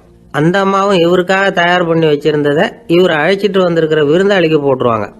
விருந்தாளி சாப்பிட்டுட்டு போனதுக்கப்புறம் இவர் மனைவி கிட்ட உனக்கு சிரமம் வேணாம் அப்படின்னு சொல்லிவிட்டு பக்கத்தில் உள்ள ஒரு ஹோட்டலுக்கு போய் காசு கொடுத்து சாப்பிட்டுட்டு வந்துடுவார். பல நாள் இப்படி நடக்கும். ஒரு நாள் அவரை தனியாக கூப்பிட்டுக்கிட்டு போய் ஏன் இப்படி பண்ணுறீங்கன்னு கேட்டோம். அதுக்கு அவர் சொல்கிறாரு, எங்கள் வீட்டு சாப்பாட்டிலேருந்து தப்பிக்கிறதுக்கு எனக்கு வேற வழி எதுவும் தெரியல சார், அதனால தான் இப்படி பண்ணிகிட்டு இருக்கிறேன் அப்படின்னார் ரொம்ப பரிதாபமாக.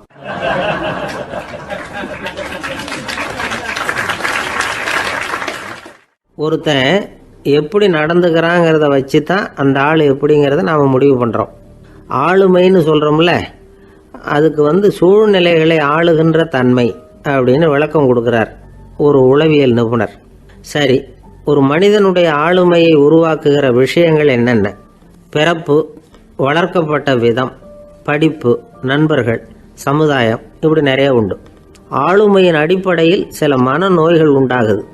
அதெல்லாம் என்னென்னங்கிறத தெரிஞ்சு வச்சுக்கிட்டோம்னா நம்ம கூட இருக்கிறவங்கள அடையாளம் கண்டுபிடிக்கிறதுக்கு அது ரொம்ப உபயோகமாக இருக்கும்.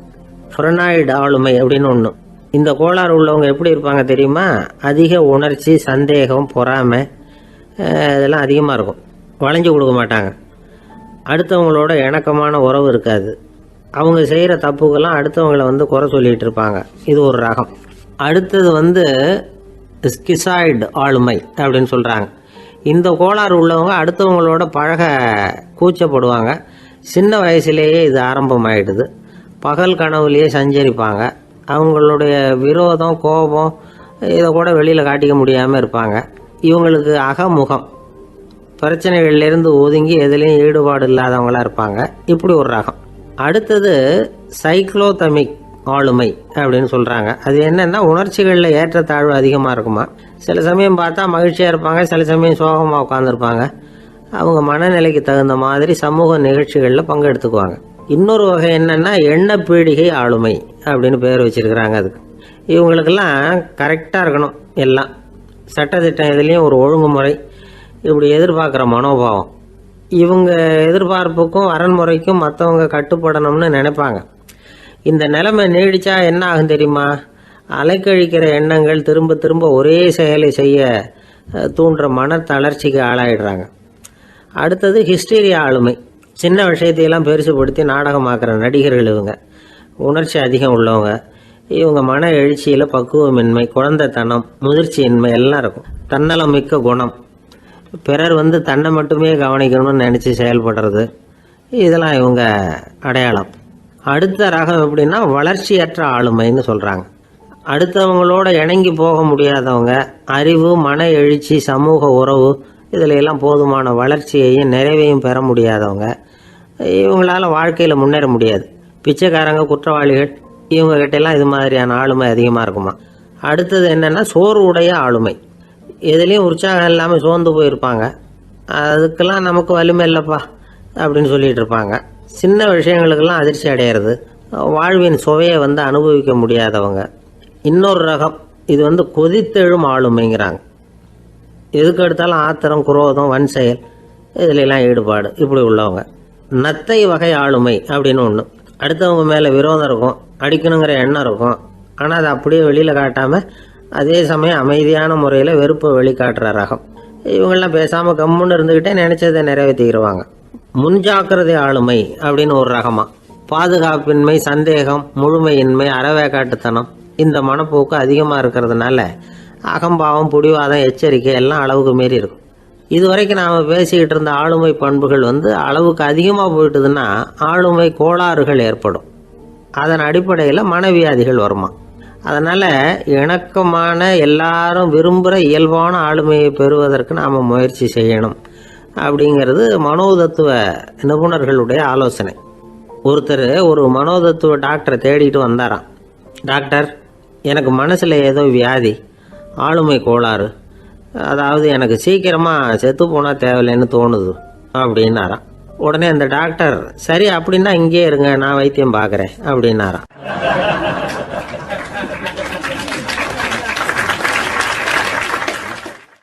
ஆஃபீஸை முடிஞ்சு வீட்டுக்கு போகிற சமயத்தில் ஒருத்தர் கடைக்கு போய் ஸ்வீட் வாங்கினார். சரி, வீட்டுக்கு பிள்ளைங்களுக்கு தான் வாங்கிட்டு போகிறார் அப்படின்னு மற்றவங்க நினச்சாங்க. அவர் அப்படி செய்யலை. அந்த இடத்துலையே பொட்டலத்தை பிரித்தார். திருட மாதிரி அப்படியே சுற்றி ஒரு தரம் பார்த்துக்கிட்டார். யாரும் தெரிஞ்சவங்க இல்லைங்கிறத முடிவு பண்ணிவிட்டு அவசரமாக அதை அப்படியே போட்டு முழுகிவிட்டு கையை தொடச்சிக்கிட்டு நல்ல பிள்ளை மாதிரி நடந்து போக ஆரம்பிச்சிட்டார்.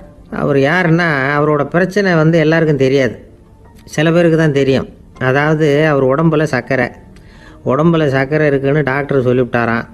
அதனால் வீட்டில் சர்க்கரையே இவர் கண்ணில் காட்டுறதில்ல.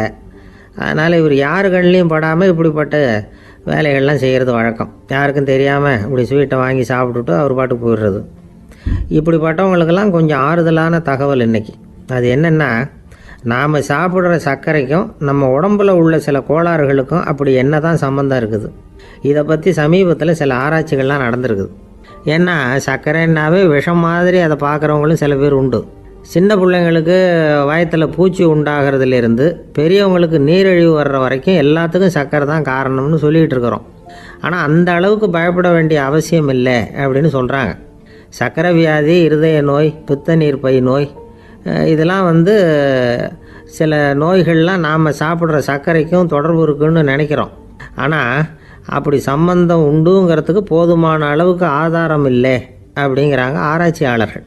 ஒரே ஒரு சம்பந்தம் தான் உறுதியாக இருக்குதான். அதுவும் இந்த பல் சிதைவு அப்படின்னு இருக்கு இல்லையா, அந்த சர்க்கரை சாப்பிட்றதுக்கும் இந்த பல் சிதைவுக்கும் சம்பந்தம் இருக்குது அப்படிங்கிறத மட்டும் உறுதியாக சொல்கிறாங்க. சர்க்கரைன்னா நாம் சாப்பிட்ற ஜீனி மட்டும் இல்லை, பழம், காய்கறி, பால், தேன் இப்படி எல்லாத்துலேயும் அது இருக்குது. கேரட்டு கொடுக்குற சத்தில் 88% சர்க்கரை, ஆப்பிள் கொடுக்குற சக்தியில் 95% சர்க்கரை.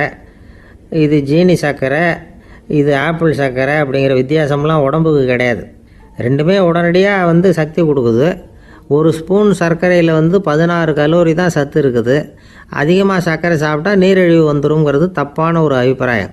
டயபெட்டிஸுங்கிறது ஒரு மெட்டபாலிக் டிசார்டர், அவ்வளவுதான். அதாவது நாம் சாப்பிட்ற சர்க்கரையை நம்ம உடம்பு திறமையாக உபயோகப்படுத்திக்க முடியல அப்படின்னு அர்த்தம். அதனால தான் அதிகமாக இனிப்பு வேணாம்னு சொல்கிறோம். ஏற்கனவே உடம்பால் முடியாத ஒன்றை மறுபடியும் அது தலையில் சுமத்தி அதிகமாக வேலை வாங்க வேணாமே அப்படிங்கிறதுக்காக தான். ஆகாரத்தில் அதிகமாக சர்க்கரை இருந்தால் அதனால் உடனே சர்க்கரை வியாதி வந்துடும்ங்கிறதுக்கு விஞ்ஞான ரீதியாக போதுமான ஆதாரம் இல்லை. அதனால் எப்போவாவது அதிகமாக ஸ்வீட்டு சாப்பிட்டுட்டா ஐயோ அதிகமாக சாப்பிட்டோமோ என்ன பண்ண போகுது தெரியலையே அப்படின்னு நினச்சி மனசை போட்டு குழப்பிக்க வேண்டியதில்லை. பொதுவாக எதுவுமே அதிகமாக வேண்டாம், எல்லாம் சீராக இருந்தால் போதும். நீரிழிவுங்கிறது புதுசாக வந்துட்ட ஒரு நோய் இல்லை, ரொம்ப காலமாகவே இருக்கிற ஒன்று தான். நம்ம முன்னோர்கள் இதை மதுமேகம் அப்படின்னு சொல்லுவாங்க. அதை கட்டுப்படுத்துறதுக்கு அவங்களே சில வழிமுறையை சொல்லி வச்சுருக்கிறாங்க. அது என்னென்னா வேறு ஒன்றும் இல்லை, இந்த பாவக்காய், முள்ளங்கி, அருகம்புல், அவ்வளவுதான். வெள்ளை முள்ளங்கி இருக்குல்ல, அதை வாரத்துக்கு 3 நாள் சாப்பிட்டுக்கிட்டு வாங்க. நூலுக்கோல் ரொம்ப நல்லது. இல்லைன்னா முள்ளங்கி சாறு 1 ounce சாப்பிட்டுட்டு வரலாம். ரத்தத்தில் சேர்கிற சர்க்கரை அளவை இதெல்லாம் கட்டுப்படுத்துது. சிறுநீரில் காணப்படுகிற சர்க்கரை அளவையும் சமநிலைப்படுத்துது. தினமும் ஆகாரத்தில் கோதுமை, கேழ்வரகு, வெந்தயம், கருவேப்பிலை, சோயாபீன்ஸ் எது கிடைக்குதோ சேர்த்துக்கலாம். இப்படிலாம் செஞ்சுக்கிட்டு வந்தால் அப்புறம் வீட்டுக்கு தெரியாமல் கடையில் போய் நின்றுக்கிட்டு ஸ்வீட் வாங்கி திருட்டுத்தனமாக சாப்பிட வேண்டிய அவசியமே உங்களுக்கு வராது. 2 ஆசாமிகள் கடற்கரையில் உட்காந்து சாவகாசமாக பேசிக்கிட்டு இருந்தாங்களாம். ஒருத்தர் சொன்னார், இன்னொருத்தருக்கு தெரியாமல் ஸ்வீட்டு சாப்பிட்றதே எப்பவும் இடைஞ்சல் தான் சார். நேற்றுக்கு பாருங்கள் அப்படி தான் சாப்பிட்டுக்கிட்டு இருந்தேன், வீட்டுக்காரி கண்ணில் போட்டுவிட்டுது, அதுக்கப்புறம் ஒரே ரகலையாக போச்சு அப்படின்னாரா. எனக்கு கூட அப்படி தான் சார் ஆகிட்டுது, ஒரே ரகலை அப்படின்னாரா இன்னொருத்தர். நீங்கள் சாப்பிட்டதும் உங்கள் வீட்டுக்காரங்க கண்ணில் போட்டுவிட்டுதா சார் அப்படின்னு கேட்டிருக்கார் இவர். அதுக்கு அவர் சொன்னாராம், அப்படி இல்லை சார், கடைக்காரர் கண்ணில் போட்டுவிட்டுதோ, நான் அவருக்கு தெரியாமல் அந்த ஸ்வீட்டை அவர் கடையிலேருந்து எடுத்திருந்தேன் அப்படின்னு விளக்கம் கொடுத்தாராம் இந்த ஆள்.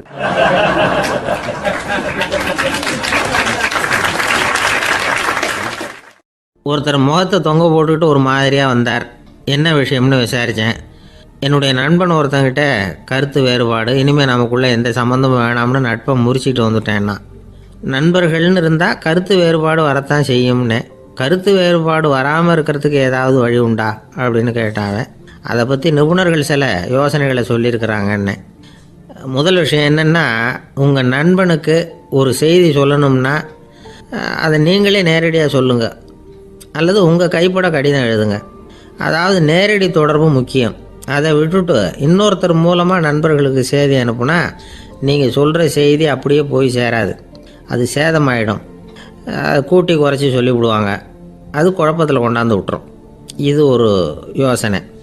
2வது யோசனை என்னென்னா, நீங்கள் ஒரு நல்ல காரியத்தை செய்யும் பொழுது உங்கள் நண்பரையும் சேர்த்துக்குங்க, அவருக்கும் அதில் ஒரு ஈடுபாட்டை உருவாக்குங்க. 3வது யோசனை, நம்ம பக்கத்தில் இருக்கிற நண்பர் மகிழ்ச்சி அடைகிற மாதிரி ஏதாவது செய்யணும். சின்ன சின்ன செயல்களாக இருந்தாலும் பரவாயில்ல, அவர் நமக்கு எதுவும் செய்யலையே, நாம் எதுக்கு செய்யணும் அப்படின்னு நினச்சிக்கிட்டு இருக்கக்கூடாது. 4வது யோசனை என்னென்னா, உங்களுக்கு ஒரு பிரச்சனையா அல்லது உங்கள் நண்பருக்கு ஒரு பிரச்சனையா, எதுவாக இருந்தாலும் 2 பேரும் சேர்ந்து உட்காந்து ஆலோசனை பண்ணுங்கள். நம்ம யோசனையும் கேட்கப்படுதே அப்படிங்கிற நினைப்பே அவருக்கு ஒரு மன நிறைவை உண்டாக்குமா. 5வது யோசனை, உங்கள் நண்பர் ஏதோ ஒரு காரியத்தை செய்கிறார், நீங்கள் உடனே அவசரப்பட்டு நீ செய்கிறது தப்புன்னு தீர்ப்பு சொல்லக்கூடாது. அவர் அதை செய்கிறதுக்கான நியாயங்கள் எவ்வளோ இருக்கும், அதை புரிஞ்சுக்கிறதுக்கு முயற்சி பண்ணணும். 6வது யோசனை, உங்கள் நண்பர் என்ன சொன்னாலும் அதை பொறுமையாக கேளுங்க. அவர் சொல்கிறத புரிஞ்சுக்கணும், அவர் சொல்ல விரும்புகிறத புரிஞ்சுக்கணும், அவர் சொல்ல முடியாமல் தவிக்கிறதையும் புரிஞ்சுக்கணும். இப்படி 3 விதமாகவும் அவரை புரிஞ்சுக்கிட்டு அதுக்கு தகுந்த மாதிரி செயல்படணும். 7வது யோசனை என்னென்னா, உங்கள் நண்பர் உங்ககிட்ட ஏதோ ஒரு கருத்தை சொல்கிறார், அது உங்களுக்கு பிடிக்கல, அதுக்காக உடனே நீ சொல்கிறது சரியில்லை, நான் ஒத்துக்க மாட்டேன் அப்படின்லாம் மறுத்துக்கிட்டு இருக்கக்கூடாது. அவர் சொல்கிறத கேட்கணும், பொறுமையாக சிந்திக்கணும், அதுக்கப்புறம் பதில் சொல்லணும். இப்படிலாம் நடந்துக்கிட்டால் நண்பர்களுக்குள்ள கருத்து வேறுபாடு வர்றதுக்கு வாய்ப்பே இருக்காது அப்படின்னு வல்லுநர்கள் தொகுத்து சொல்லியிருக்கிறாங்க இந்த யோசனைகளை. எனக்கு தெரிஞ்ச சில நண்பர்கள் உண்டு, அவங்களுக்குள்ளேயும் கருத்து வேறுபாடுகள் வராமல் இருக்கிறதுக்கு சில நுட்பங்களை கையாளுறது உண்டு. ஒருத்தர் சொன்னார், அந்த டாக்டர் சின்ன வயசுலேருந்து என் கூட பழகினவர், நாங்கள் 2 பேரும் இணை பிரியாத நண்பர்கள், இருந்தாலும் எனக்கு உடம்பு சரியில்லைன்னா நான் அவர்கிட்ட வைத்தியம் பார்த்துக்க மாட்டேன் அப்படின்னார் ஒருத்தர். ஏன் அப்படின்னு கேட்டேன். எங்கள் நட்பு கெட்டுப்படக்கூடாது இல்லையா, அதனால தான் அப்படின்னார் இவர்.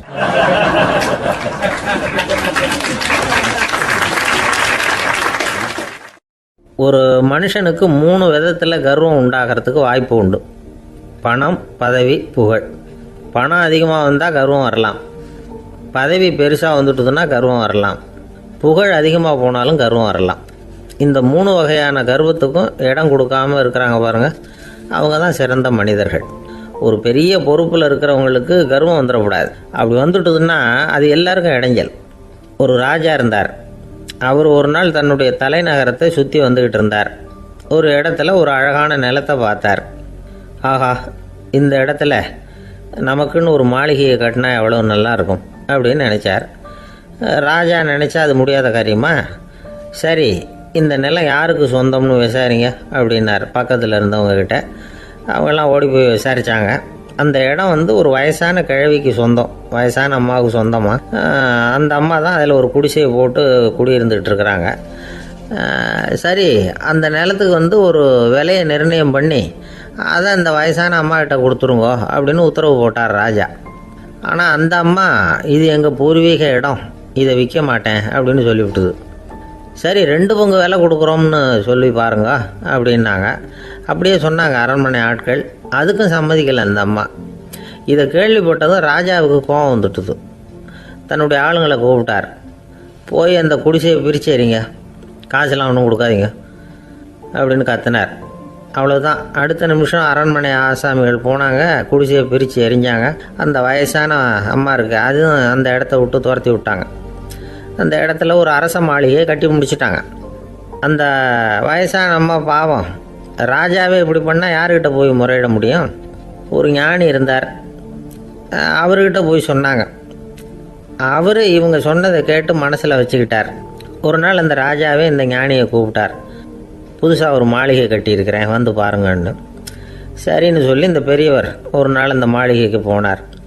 சும்மா போகல, ஒரு கழுதையையும் ஓட்டிகிட்டு போனார். கொஞ்சம் சாக்குகள், வெத்து சாக்கு, அதையும் எடுத்து கழுதை முதுகில் போட்டு கழுதையை ஓட்டிகிட்டு போகிறார். ராஜா பார்த்தார். அவருக்கு இது ஆச்சரியமாக இருந்தது. என்ன இது, மாளிகைக்கு வந்துட்டு போங்கன்னு கூப்பிட்டா கழுதை சாக்கு இதெல்லாம் கொண்டு வராரே, ஒன்றும் புரியலையேன்னு நினச்சார். எதுக்காக இதெல்லாம்னு கேட்டார். அரசருடைய தோட்டத்திலேருந்து கொஞ்சம் மண் எடுத்துகிட்டு போகிறதுக்கு ஆசைப்பட்றேன், அதுக்கு நீங்கள் அனுமதி கொடுக்கணும் அப்படின்னார் இவர். இது என்ன வேடிக்கையான கோரிக்கையாக இருக்குது அப்படின்னு நினச்சார் ராஜா. இருந்தாலும் மண் தானே கேட்குறாரு, எடுத்துகிட்டு போகட்டுமே அப்படின்னு நினச்சார். சரின்னு அனுமதி கொடுத்தார். அந்த பெரியவர் தோட்டத்துக்கு போனார், மண்ணை வெட்டினார், சாக்கில் போட்டு நிரப்புனார். ராஜாவை கொஞ்சம் கிட்ட வாங்கன்னு கூப்பிட்டார். இந்த மண் மூட்டையை தூக்கி கழுதையோட முதுகில் வைக்கணும், கொஞ்சம் உதவி பண்ணுங்கன்னார். ஓ, பண்ணுறேனே அப்படின்னு சொல்லி ராஜா கிட்ட போனார். மூட்டையை தூக்கி பார்க்குறாரு, முடியல, திணறி போயிட்டார். இப்போ அந்த ஞானி பேசினாராம். அரசே, இந்த ஒரு சாக்கு மண்ணையே உங்களால் தூக்க முடியல, அந்த கிழவிகிட்ட இருந்து அந்த அக்கிரமமாக அபகரித்த இந்த தோட்டம் பூராவையும் சுமக்கணும்னு ஆசைப்படுறீங்களே, அது உங்களால் முடியுமா அப்படின்னு கேட்டாராம். ராஜா யோசனை பண்ண ஆரம்பித்தார். தன்னுடைய செயலுக்காக வருத்தப்பட்டாராம். அந்த வயசான அம்மாவை உடனடியாக வரவழைச்சார். தாயே, தப்பு பண்ணிட்டேன், என்னை மன்னிச்சுக்குங்க, இன்னையிலேருந்து இந்த மாளிகையும் தோட்டமும் உங்களுக்கு தான் சொந்தம் அப்படின்னு சொல்லிவிட்டாராம். போகிறப்ப இந்த உலகத்திலேருந்து எண்ணத்தை எடுத்துகிட்டு போக போகிறோம், அதனால் ரொம்பவும் அலட்டிக்க வேண்டியதில்லை, கர்வப்பட வேண்டியதில்லை அப்படிங்கிறது ஒரு பெரிய உபதேசம். ஒரு பெரிய மனுஷன் சாக கிடந்தார், ரொம்பவும் அழுதார். ஏன் அழறீங்க அப்படின்னு கேட்டாங்க சுற்றி இருந்தவங்க. நான் சாகிறதுக்காக கவலைப்படலை, நான் நம்ம ஜனங்களுக்காக எவ்வளவோ காரியம்லாம் செஞ்சுக்கிட்டு வந்தேன். நான் செஞ்சுக்கிட்டு வந்த சேவையை இனிமேல் யார் செய்ய போகிறாங்க, அது யாரால் முடியும், அதை நினச்சி தான் அழறேன் அப்படின்னாராம். ஒருத்தர் முன்னாடி வந்தார். அதுக்காக நீங்கள் கவலைப்படாதீங்க, உங்கள் சேவையை தொடர்ந்து செய்கிறதுக்கு என்ன மாதிரி இளைஞர் பட்டாலும் தயாராக இருக்குது, இருந்தாலும் எங்கள் கவலை என்னென்னா அப்படின்னு இழுத்தார். என்ன சொல்லுங்கன்னு கேட்டார் அவர். நீங்கள் இது வரைக்கும் என்ன சேவை செஞ்சுக்கிட்டு வந்தீங்க, அதுதான் எங்களுக்கு இன்னமும் புரியாத புதிராக இருக்குது அப்படின்னாராம் அவர்.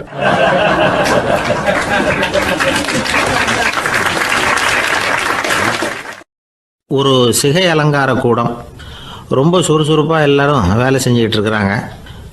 முடிவெட்டிக்க வந்திருக்கிறவங்க நிறைய பேர், எல்லாரும் வரிசையாக உட்காந்துருக்குறாங்க. அந்த சமயத்தில் திடீர்னு கதவை திறந்துக்கிட்டு ஒருத்தர் உள்ளே வர்றார். அவர் ஒரு பெரிய மனிதர், அவரும் முடிவெட்டிக்கிறதுக்காக தான் உள்ளே வந்திருக்கிறார்.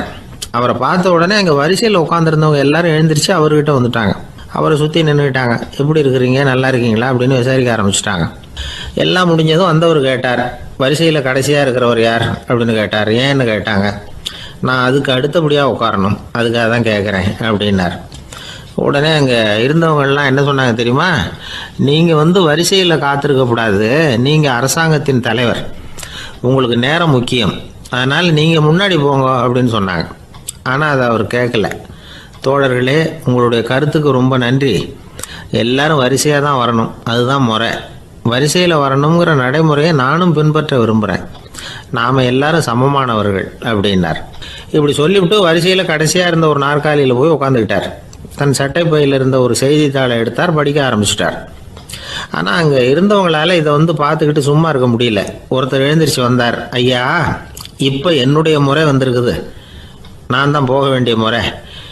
உங்களை இங்கே காத்திருக்க வைக்கிறத விட ஒரு 5 ஆண்டுகளுக்கு கூட நான் முடிவெட்டிக்காமே இருந்துட முடியும் அப்படின்னார். அவர் மறுபடியும் சொன்னார், ஐயா, நீங்கள் வரிசை முறையை தாண்டி போக விருப்பப்படல, சரி, ஆனால் என்னுடைய முறையை மாற்றி கொடுக்கறதுக்கு எனக்கு முழு உரிமை இருக்குது. இதுக்கு பதிலாக உங்களுடைய கடைசி இடத்த நான் எடுத்துக்கிறேன், இதை நீங்கள் மறுக்க முடியாதுன்னார்.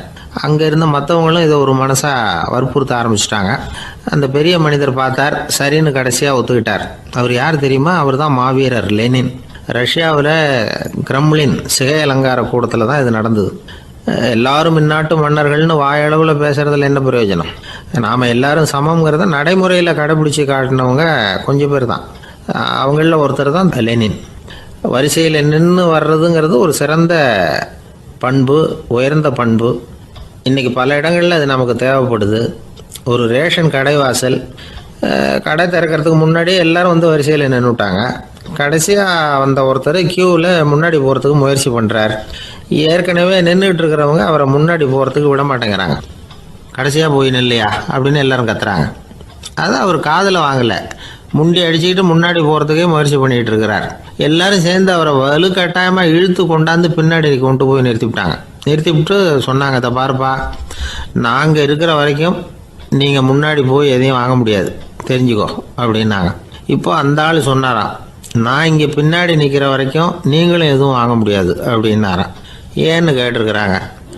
நான் தான் அந்த கடையை திறக்க வேண்டிய ஆள் அப்படின்னா.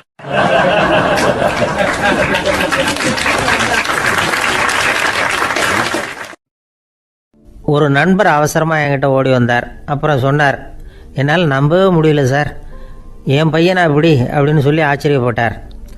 உங்கள் பையன் அப்படி என்ன தான் செஞ்சுட்டான் அப்படின்னு கேட்டேன். என்னால் முடியாத ஒரு காரியத்தை அவன் செஞ்சுட்டான் சார் அப்படின்னார்.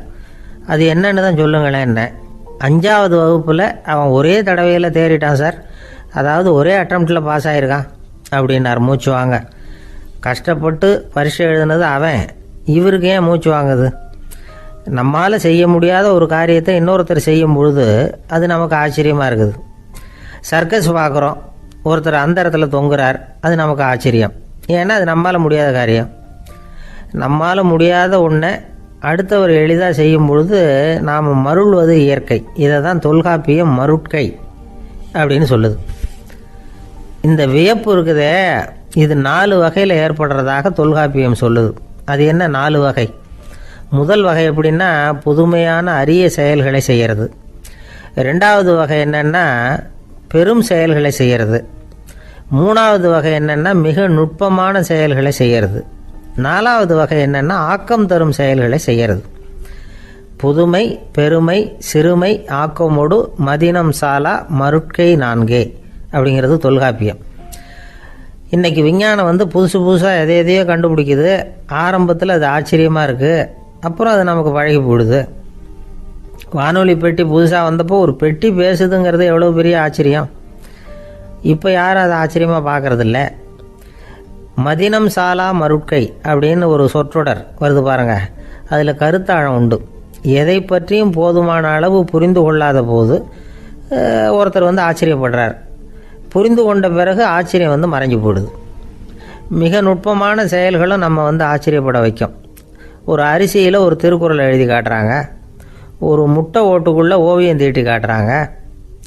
கருங்கல் சிற்பங்களில் எவ்வளவு நுட்பமான வேலைப்பாடுகளை எல்லாம் பார்த்து ஆச்சரியப்படுறோம்.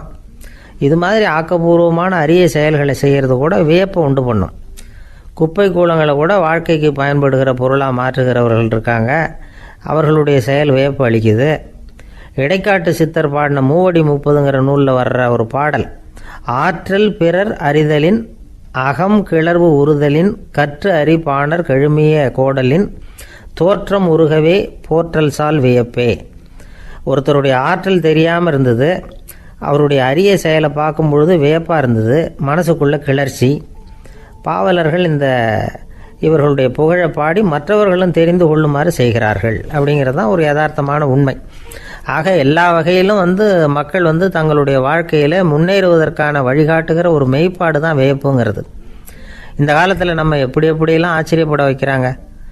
ஒரு ஆளை பிடிச்சி ஜெயிலில் கொண்டு வந்தாங்க. ஜெயில் அதிகாரி அவனை ரொம்ப ஆச்சரியமாக பார்த்தாரான். இவன் கேட்டான், ஏன் சார் அப்படி பார்க்குறீங்க, நான் இப்போ இங்கே வர்றது உங்களுக்கு ஆச்சரியமாக இருக்குதா அப்படின்னு கேட்டிருக்கான். இதுக்கு ஜெயில் அதிகாரி சொல்லியிருக்கார், நீ இப்போ இங்கே வந்ததில் எனக்கு ஒன்றும் ஆச்சரியம் இல்லைப்பா, ஏற்கனவே நீ இங்கேருந்து விடுதலையாகி போய் 6 மாதம் ஆச்சு, இவ்வளவு லேட்டாக வர்றியே அதுதான் எனக்கு ஆச்சரியமாக இருக்குது அப்படின்னாராம்.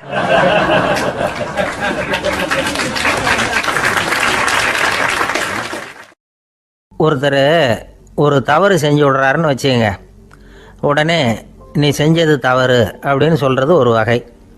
அதுக்கு பதிலாக எது சரின்னு அவர் புரிந்து கொள்ள உதவி செய்கிறது இன்னொரு வகை. இந்த 2வது வகை இருக்குது பாருங்கள், நிர்வாக இயலில் இது ரொம்ப முக்கியம். அலுவலகத்தில் வேலை பார்க்குற ஒருத்தர் முக்கியமாக தெரிஞ்சுக்க வேண்டியது என்ன தெரியுமா? சக ஊழியர்கள்கிட்ட எப்படி பழகணும், மேலதிகாரிகள்கிட்ட எப்படி பழகணும், தனக்கு கீழே வேலை செய்கிறவங்க கிட்ட எப்படி பழகணும், வாடிக்கையாளர்கள்கிட்ட எப்படி பழகணும், இவங்க எல்லார்கிட்டையும் செம்மையான உறவை ஏற்படுத்திக்கிறது எப்படி, இதையெல்லாம் சொல்லிக் கொடுக்குற பாடம் தான் இன்டர் பர்சனல் ஸ்கில், திறமையான உறவு அப்படிங்கிறது. எந்த வேலையில் இருந்தாலும் சரி, இந்த உறவுகளை வளர்க்கும் திறன் உள்ளவங்க சீக்கிரம் முன்னுக்கு வந்துடுறாங்க. மற்றவங்க கிட்ட உறவை பலப்படுத்திக்கிறது எப்படி அப்படின்னு தெரிஞ்சுக்கிட்டோம்னா எந்த ஒரு தடையையும் சுலபமாக தாண்டி செய்கிற தொழிலில் முன்னுக்கு வந்துடலாம். ஹார்வர்டு பல்கலைக்கழகத்தில் ஒரு கணக்கெடுப்பு பண்ணி பார்த்தாங்களாம்.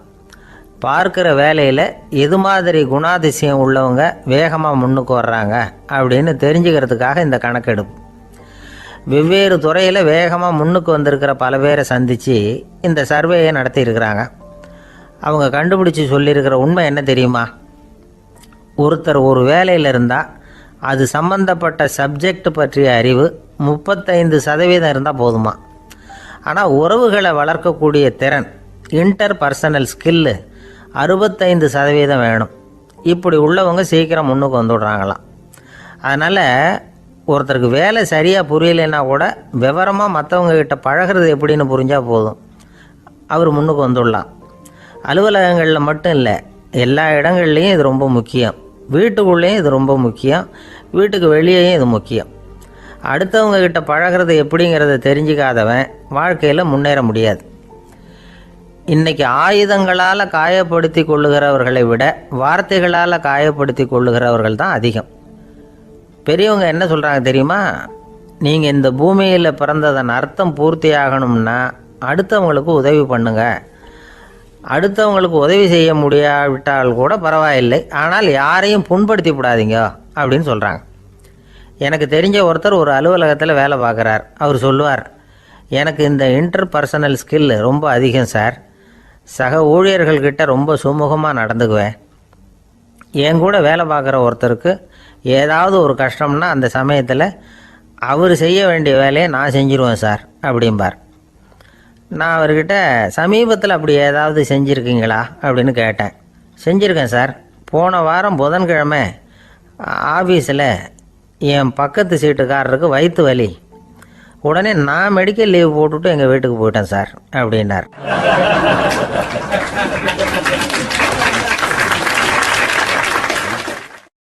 ஒரு அம்மா தெருவில் உட்காந்து என்னத்தையோ தேடிட்டு இருக்கிறாங்க. அந்த அம்மா ஒரு சூஃபி ஞானி. அவங்க பேர் என்னென்னா ரபியா அல் அடாவியா. அந்த அம்மாவுக்கு கண் கூட தெளிவாக தெரியாது. அந்த பக்கமாக வந்த சில பேர் இவங்களுக்கு உதவி செய்கிறதுக்காக வந்தாங்க. என்ன தேடிட்டு இருக்கிறீங்க அப்படின்னு கேட்டாங்க. இதுக்கு அந்த அம்மா, அந்த கேள்வி அவ்வளோ முக்கியத்துவம் இல்லை, நான் தேடிட்டு இருக்கிறேன், உங்களால் முடிஞ்சால் எனக்கு உதவி பண்ணலாம் அப்படின்னாங்களாம். உதவி செய்ய வந்தவங்களுக்கு ஆச்சரியம். எதை தேடுறோங்கிறது தெரியாமல் இப்படி ஏன் நேரத்தை செலவழிக்கிறீங்க, நாங்கள் எப்படி உங்களுக்கு உதவ முடியும், எங்களுக்கு ஒன்றும் புரியலையே அப்படின்ட்டுருக்காங்க. சரி, உங்களை திருப்தி பண்ணுறதுக்காக சொல்கிறேன். ஒரு குண்டூசி தொலைஞ்சி போச்சு, அதை தேடுறேன் அப்படின்னாங்களாம் அந்த அம்மா. அதுக்கப்புறம் இவங்களும் சேர்ந்து தேட ஆரம்பிச்சிட்டாங்க. கொஞ்ச நேரம் ஆச்சு, ஒன்றும் கிடைக்கல. உதவி செய்ய வந்தவங்களும் அழுத்து போட்டாங்க. அப்புறம் கேட்டாங்க, இதை பாருங்கம்மா, இது ரொம்பவும் பெரிய தெரு, அகலமான தெரு. அதனால் குறிப்பாக நீங்கள் எந்த இடத்துல அந்த குண்டூசியை தொலைச்சிங்க அதை சொல்ல முடியுமான்னாங்களாம். இதுக்கு அந்த அம்மா, நீங்கள் மறுபடியும் அர்த்தமில்லாத கேள்வியை கேட்குறீங்க, உங்கள் கேள்விக்கும் நான் தேடுறதுக்கும் என்ன சம்மந்தம்னாங்களாம். இதை கேட்டதும் அவங்க ஒரு மாதிரி ஆயிட்டாங்க. என்னம்மா நீங்கள் பைத்தியம் மாதிரி பேசுகிறீங்க அப்படின்னாங்களாம். சரி, உங்களை மறுபடியும் திருப்திப்படுத்துறதுக்காக சொல்கிறேன். அதை நான் எங்கள் வீட்டில் தொலைச்சுட்டேன் அப்படின்னாங்களாம். அப்புறம் எதுக்காக இங்கே வந்து தேடிட்டு இருக்கிறீங்க அப்படின்னு கேட்டிருக்காங்க. ஏன்னா இங்கே தான் வெளிச்சம் அதிகமாக இருக்குது, அங்கே வீட்டுக்குள்ளே இருட்டாக இருக்குது, அதனால் இங்கே வந்து தேடுறேன். வெளிச்சம் உள்ள இடத்துல தானே தேட முடியும் அப்படின்னாங்களாம் அந்த ஞானி. இந்த கதைக்கு என்ன அர்த்தங்கிறத பெரியவங்க சொல்கிறாங்க. அதாவது இந்த தேடுதல்ங்கிறது ஒரு வியாதி. அது நம்ம சதா அலைய வைக்கும், பைத்தியமாக மாற்றுறதுக்கு முயற்சி பண்ணோம். ஒரு காலம் அது நிறைவு அடையவே அடையாது. வாழ்வுங்கிறது ஒரு புரிந்து கொள்ள முடியாத சதா இயங்கி கொண்டிருக்கிற ஒரு செயல். அதுக்கு ஆரம்பமும் இல்லை, முடிவும் கிடையாது. எதையோ தேடணும் அப்படிங்கிற உந்துதல் நமக்குள்ளே இருக்கும். ஆனால் குறிப்பாக எதை தேடிட்டு இருக்கிறோம் அப்படிங்கிறது புரியாது. அப்படி ஏதாவது ஒன்றை தேடி அடைஞ்சிடுறோம்னு வச்சுக்கோங்க, உடனே ஒரு அதிருப்தி வந்துடும். அதனால் வாழ்க்கைங்கிறது சலிப்பு நிறைந்தது அப்படிங்கிற எண்ணத்தை உண்டாக்கிக்கிறோம். ஒன்று அடைஞ்சதுக்கு அப்புறம் இன்னொன்று தேட ஆரம்பிச்சிருவோம். ஆக இந்த தேடல்ங்கிறது நாம் ஒன்று அடைஞ்சாலும் அடையாவிட்டாலும் தொடர்ந்து நடந்துக்கிட்டு தான் இருக்கும். இதுக்கு முடிவே கிடையாது. இந்த உண்மையை நாம் நல்லா புரிஞ்சுக்கணும் அப்படிங்கிறது பெரியவங்களுடைய கருத்து. ஏழையும் தேடுறான், பணக்காரனும் தேடுறான், நோயாளியும் தேடுறான், நோய் இல்லாதவனும் தேடுறான், அதிகாரம் உள்ளவனும் தேடுறான், அதிகாரம் இல்லாதவனும் தேடுறான், முட்டாளும் தேடுறான், அறிவாளியும் தேடுறான். ஆனால் யாரும் இதை தான் தேடி சாதிக்க போகிறோம், இதுதான் முடிவு அப்படின்னு திட்டவட்டமாக சொன்னதில்லை. ஒன்று அடைஞ்சதும் இன்னொன்று தேட ஆரம்பிச்சிடுறாங்க, அவ்வளோதான். அதாவது உங்களின் தேடுபவர் உங்கள் உள்ளே தான் இருக்கிறார், அவரை தேடி கண்டுபிடியுங்கள். இதுதான் ஞானிகள் நமக்கு சொல்லுகிற ஒரு ஆலோசனை. நம்மால் ஒருத்தன் ஜெயிலில் இருந்தான். இன்னொரு கைதி அவனை பார்த்து கேட்டான், ஏன்பா உன்னை பார்க்குறதுக்கு வெளியிலேருந்து யாருமே இங்கே வர்றது இல்லையே, உனக்கு சொந்தக்காரங்களே கிடையாதா அப்படின்னு கேட்டானா. ஏன் இல்லை, எனக்கு சொந்தக்காரங்க நிறைய பேர் உண்டு, அவங்க என்னை பார்க்க வராததுக்கு காரணம் வேற அப்படின்ட்டுருக்கான் இவன். என்ன காரணம்னு கேட்டான் அவன். அதுக்கு இவன் சொன்னானா, அதுக்கு என்ன காரணம்னா அவங்க எல்லாரும் இங்கே உள்ளேயே இருக்கிறாங்க அப்படின்னானா.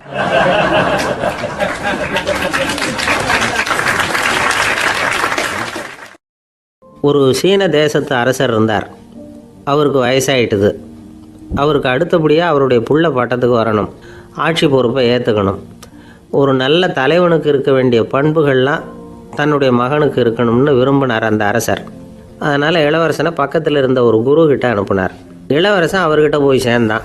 அந்த குரு என்ன பண்ணார் தெரியுமா, இவனை பார்த்து சொன்னார், இதை பாருப்பா, நீ என்ன பண்ணுற, இப்போவே பக்கத்தில் இருக்கிற காட்டுக்கு போ, நடு காட்டில் போய் ஒரு இடத்துல உட்காந்துக்கோ, அங்கே என்னென்ன சத்தம்லாம் உன் காதில் விழுதுன்னு கவனித்து கேளு, உன் காதில் விழுந்த ஓசைகள் என்னென்னங்கிறத என்கிட்ட வந்து சொல்லு, அதுதான் எனக்கு தெரியணும், உனக்கு வேலையும் அதுதான் அப்படின்னு சொல்லி அனுப்பி வச்சுட்டார்.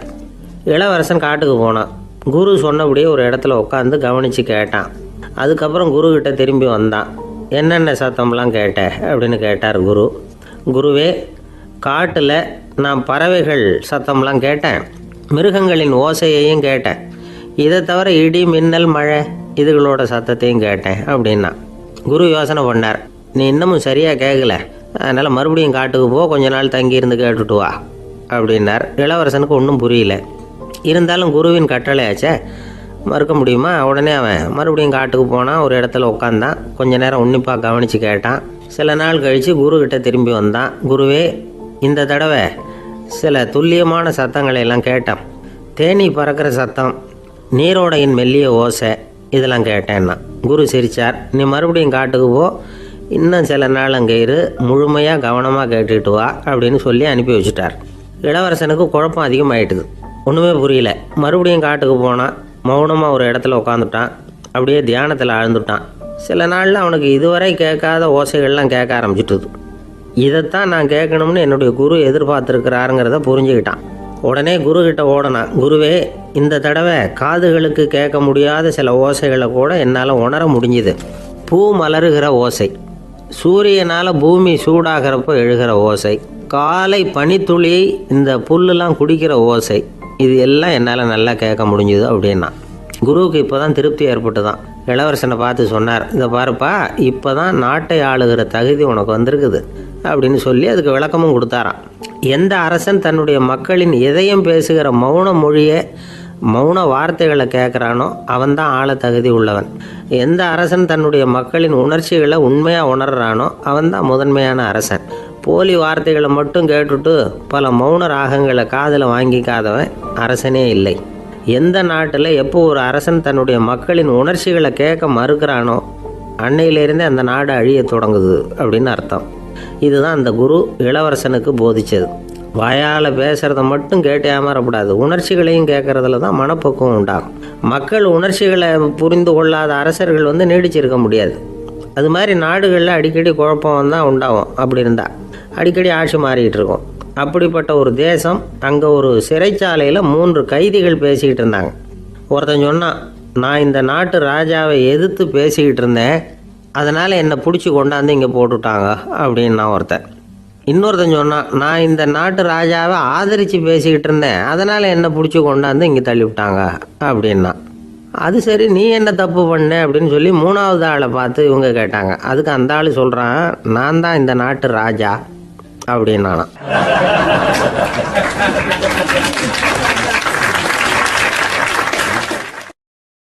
ஒரு ஆசாமி வேகமாக ஓடிக்கிட்டு இருந்தான். ஏன் இப்படி ஓடுறேன்னு கேட்டார் இன்னொருத்தர். அங்கே ஒரு ஆள் அடிபட்டு கிடக்கிறான், அதை பார்த்தேன், உடனே ஓடுறேன்னா. எங்கேன்னு கேட்டார். ஆஸ்பத்திரிக்குன்னா. ஒரு ஆள் அடிபட்டு கிடக்கிறத பார்த்தா உடனடியாக நாம் செய்ய வேண்டியது முதல் உதவி, அதுக்கப்புறம் தான் ஆஸ்பத்திரி. இன்றைக்கி விபத்துங்கிறது சர்வசாதாரணமாக நடந்துக்கிட்டு இருக்குது. வாகன விபத்து, வெடிகுண்டு விபத்து, தீ விபத்து, கட்டடம் சரியறது, பூகம்பம், இப்படி நிறைய நடக்குது. ஒரு விபத்தை பார்த்துட்டா நம்மளில் பல பேர் நமக்கு என்னத்துக்கு வம்புன்னு ஒதுங்கி போயிடுறதும் உண்டு. சில பேர் துணிஞ்சு கிட்ட போய் உதவி செய்கிறதும் உண்டு. அப்படி உதவி செய்ய நினைக்கிறவங்களுக்கு உபயோகப்படுற தகவல் இது. விபத்தில் காயமடைஞ்சவங்களை 3 பிரிவாக பிரிக்கலாமா. முதல் வகை கொஞ்சம் சீரியஸானது, உயிருக்கு உடனே ஆபத்து தரக்கூடியது. மூளை காயம், முகம், கழுத்து காயங்கள், இருதயம், நுரையீரல் காயங்கள், வயத்தில் உள்ளுறுப்பு காயங்கள், அதிகப்படியான இரத்தப்போக்கு, இதனால எல்லாம் பாதிக்கப்பட்டிருந்தால் அது முதல் வகை அப்படின்னு நாமளே மனசுக்குள்ளே முடிவு பண்ணிக்கணும். இவங்களுக்கெல்லாம் உடனடியாக முதல் உதவி கொடுக்கணும். தாமதப்படுத்தாமல் ஆஸ்பத்திரிக்கு கொண்டுகிட்டு போயிடணும். இப்படி கொஞ்சம் எச்சரிக்கையாக நடந்துக்கிட்டால் அவங்களில் பல பேரை காப்பாற்றி போடலாம். 2வது வகை எப்படின்னா, முதல் உதவி விரைவாக கிடைச்சா உயிர் பிழைக்கக்கூடிய மார்பு காயங்கள், கைகால் எலும்பு முறிவு, இடுப்பு முதுகெலும்பு காயம், சீரான இரத்த சேதம், இப்படிப்பட்டவங்களை 2வது வகையாக பிரிக்கணும். ஆபத்து இல்லாத சிராய்ப்புகள், சிறு காயங்கள், இரத்த உறைவுகள், இதனால் பாதிக்கப்படுறவங்க 3வது வகை. ஒருத்தர் தலையில் அடிபட்டு நினைவு விழுந்துட்டாருன்னு வச்சுங்க, அவருக்கு வாந்தி வர்றதுனால புறையேறி மூச்சு அடைப்பு உண்டாகும். இப்படி ஆகாமல் இருக்கிறதுக்காக தலையை ஒரு பக்கமாக சாய்ச்சி வைக்கலாம். நாடி துடிப்பையும் இதய துடிப்பையும் தொட்டு பார்க்கணும். அது குறைஞ்சிருந்தாலும் சரி, நின்று இருந்தாலும் சரி, அவர் மார்பை நிமிஷத்துக்கு 80 தடவை உள்ளங்கையால் அழுத்தி இதய துடிப்பை மீட்கிறதுக்கு உதவி பண்ணணும். கழுத்தில் காயம்பட்டாலும் ஆபத்து அதிகம். கழுத்துக்கு அடியில் ஒரு துண்டை மடித்து வைக்கலாம். 2 பக்கமும் சின்ன தலையணை அல்லது துணி மடிப்புகளை வச்சு கழுத்தை அதிகமாக அசையாமல் பார்த்துக்கலாம். முதுகெலும்பு முறிஞ்சிருக்குமோ அப்படிங்கிற சந்தேகம் இருந்ததுன்னா அவரை அதிகமாக அசைய விடக்கூடாது. அதிகமாக அசைஞ்சால் தண்டு இடத்துல பாதிப்பு ஏற்பட்டு கைகால் விளங்காமல் போயிடும். அவரை ஒரு கனமான போர்வை இல்லைன்னா பாயில் படுக்க வச்சு 4 பேர் மெதுவாக தூக்கி மருத்துவ உதவிக்கு அனுப்பி வைக்கலாம். கையெலும்பு முறிஞ்சிருந்தால் முறிஞ்ச பாகத்தை உடம்போடு சேர்த்து அசையாமல் கட்டி போடலாம். கால் எலும்பு முறிஞ்சிருந்தால் மற்ற காலோடு சேர்த்து கட்டி போடலாம். முறிஞ்ச பாகம் தொங்காமல் பார்த்துக்கணும், அப்போ தான் வீக்கம் உண்டாகாமல் இருக்கும். வெட்டு காயம், குண்டடிப்பட்ட காயம், இதிலெல்லாம் இரத்தப்போக்கு அதிகமாக இருக்கும். ரத்தம் வெளியேற ஆபத்து அதிகம். சுத்தமான துணியை பல மடிப்புகளை மடித்து காயத்தின் மேலே வச்சு அழுத்தமாக ஒரு 10 நிமிஷம் பிடிச்சிக்கணும். ரத்தம் நின்ன உடனே காயத்துக்கு கட்டு போடலாம். சில சமயம் காயம்பட்ட பாகத்தை உயரமாக தூக்கி பிடிச்சிக்கிட்டா தான் ரத்த கசிவு நிற்கும். இந்த விவரங்களையெல்லாம் கொஞ்சம் மனசில் வாங்கி வச்சுக்கிட்டோம்னா சமயத்தில் உதவும். ஏன்னா இந்த காலத்தில் விபத்து எந்த ரூபத்தில் எப்போ வரும்னு யூகிக்கவே முடியல. நண்பர் ஒருத்தர் சொன்னார், நேற்றுக்கு பாருங்கள் சார், என் கண்ணு முன்னாடியே ஒரு சின்ன விபத்து நடந்ததுன்னார். என்னன்னு விசாரித்தோம். ஒரு பஸ்ஸில் வந்துக்கிட்டு இருந்தேன். அந்த பஸ்ஸில் பின்பக்கம் படி ஓரமாக நின்றுக்கிட்டு இருந்த ஒருத்தர் ரோட்டில் விழுந்துட்டார். டிரைவர் அதை கவனிக்கலை, நிறுத்தாமல் அவர் பாட்டுக்கு போகிறாருனார். கண்டக்டர் உடனே விசில் கொடுத்து பஸ்ஸை நிறுத்த வேண்டியது தானே அப்படின்னோம். அதுதான் சார் முடியாமல் போச்சுன்னார் அவர். ஏன்னு கேட்டாங்க. தவறி கீழே விழுந்ததே அந்த கண்டக்டர் தான் சார் அப்படிங்கிறார்.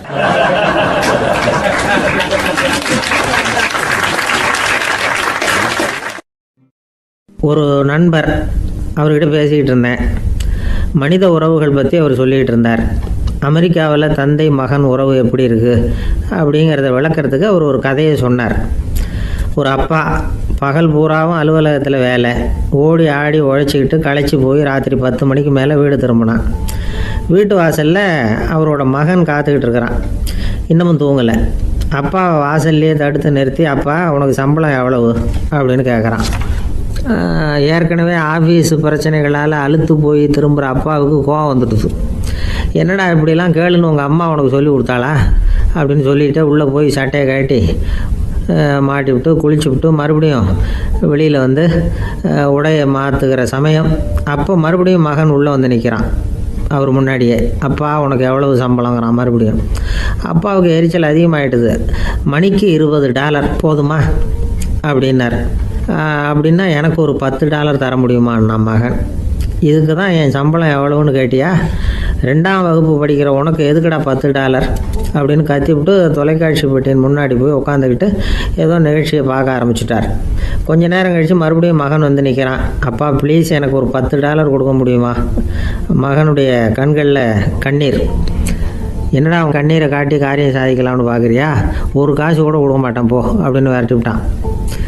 மகன் கண்ணீரை தொடச்சிக்கிட்டே கண்ணை தொடச்சிக்கிட்டு பேசாமல் போய் படுத்துக்கிட்டானா. கொஞ்ச நேரம் ஆச்சு. அப்பாவோட கோபம் கொஞ்சம் கொஞ்சமாக குறைஞ்சிது. பிள்ளைகிட்ட கோபமாக கத்துனது தப்பு தாங்கிறது புரிஞ்சுது அவனுக்கு. எழுந்திரிச்சு போனான், படுக்கை இறக்கி போனான். மகனை பார்த்தான். அவன் தலையணையை கட்டி பிடிச்சிக்கிட்டு அழுதுகிட்டு இருக்கிறான். அவனை மெல்ல நெருங்கி அவங்ககிட்ட எதமாக பேசுகிறதுக்கு ஆரம்பித்தானான். எதுக்குடா உனக்கு $10 பள்ளிக்கூடத்தில் கேட்டாங்களா அப்படின்னு கேட்டானா. மகன் சொல்லியிருக்கான், இல்லை டாடி, உனக்கு 1 மணி நேரம் சம்பளம் $20ன்னு சொன்னேன். நீ ஏற்கனவே எனக்கு கொடுத்த பாக்கெட் மணி $10 என்கிட்ட இருக்குது. இப்போ நீ இன்னொரு $10 கொடுத்தீங்கன்னா அதையும் சேர்த்து $20 ஆகிடும். அந்த $20 நான் உனக்கு கொடுத்துருவேன்.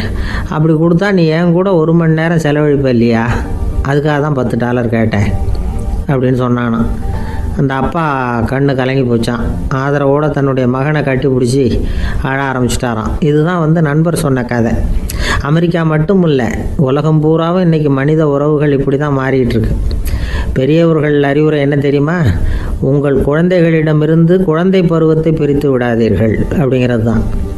அதாவது இன்றைய குழந்தைகள் தங்கள் பிருந்தாவனத்தை இழந்து விடுகிறார்கள் அப்படிங்கிறது அவங்களுடைய கருத்து. இந்த நிலைக்கு நாம் காரணமாக இருந்துடக்கூடாது. குழந்தைகளோட விளையாடுவோம், குடும்பத்தோடு உறவாடுவோம் அப்படிங்கிறது தான் நம்முடைய நோக்கமாக இருக்கணும். இன்றைய உறவு முறைக்கு இன்னொரு உதாரணம் சொல்லுவாங்க. ஒருத்தர் வந்தாராம். அவர் பக்கத்தில் ஒரு சின்ன பையன்.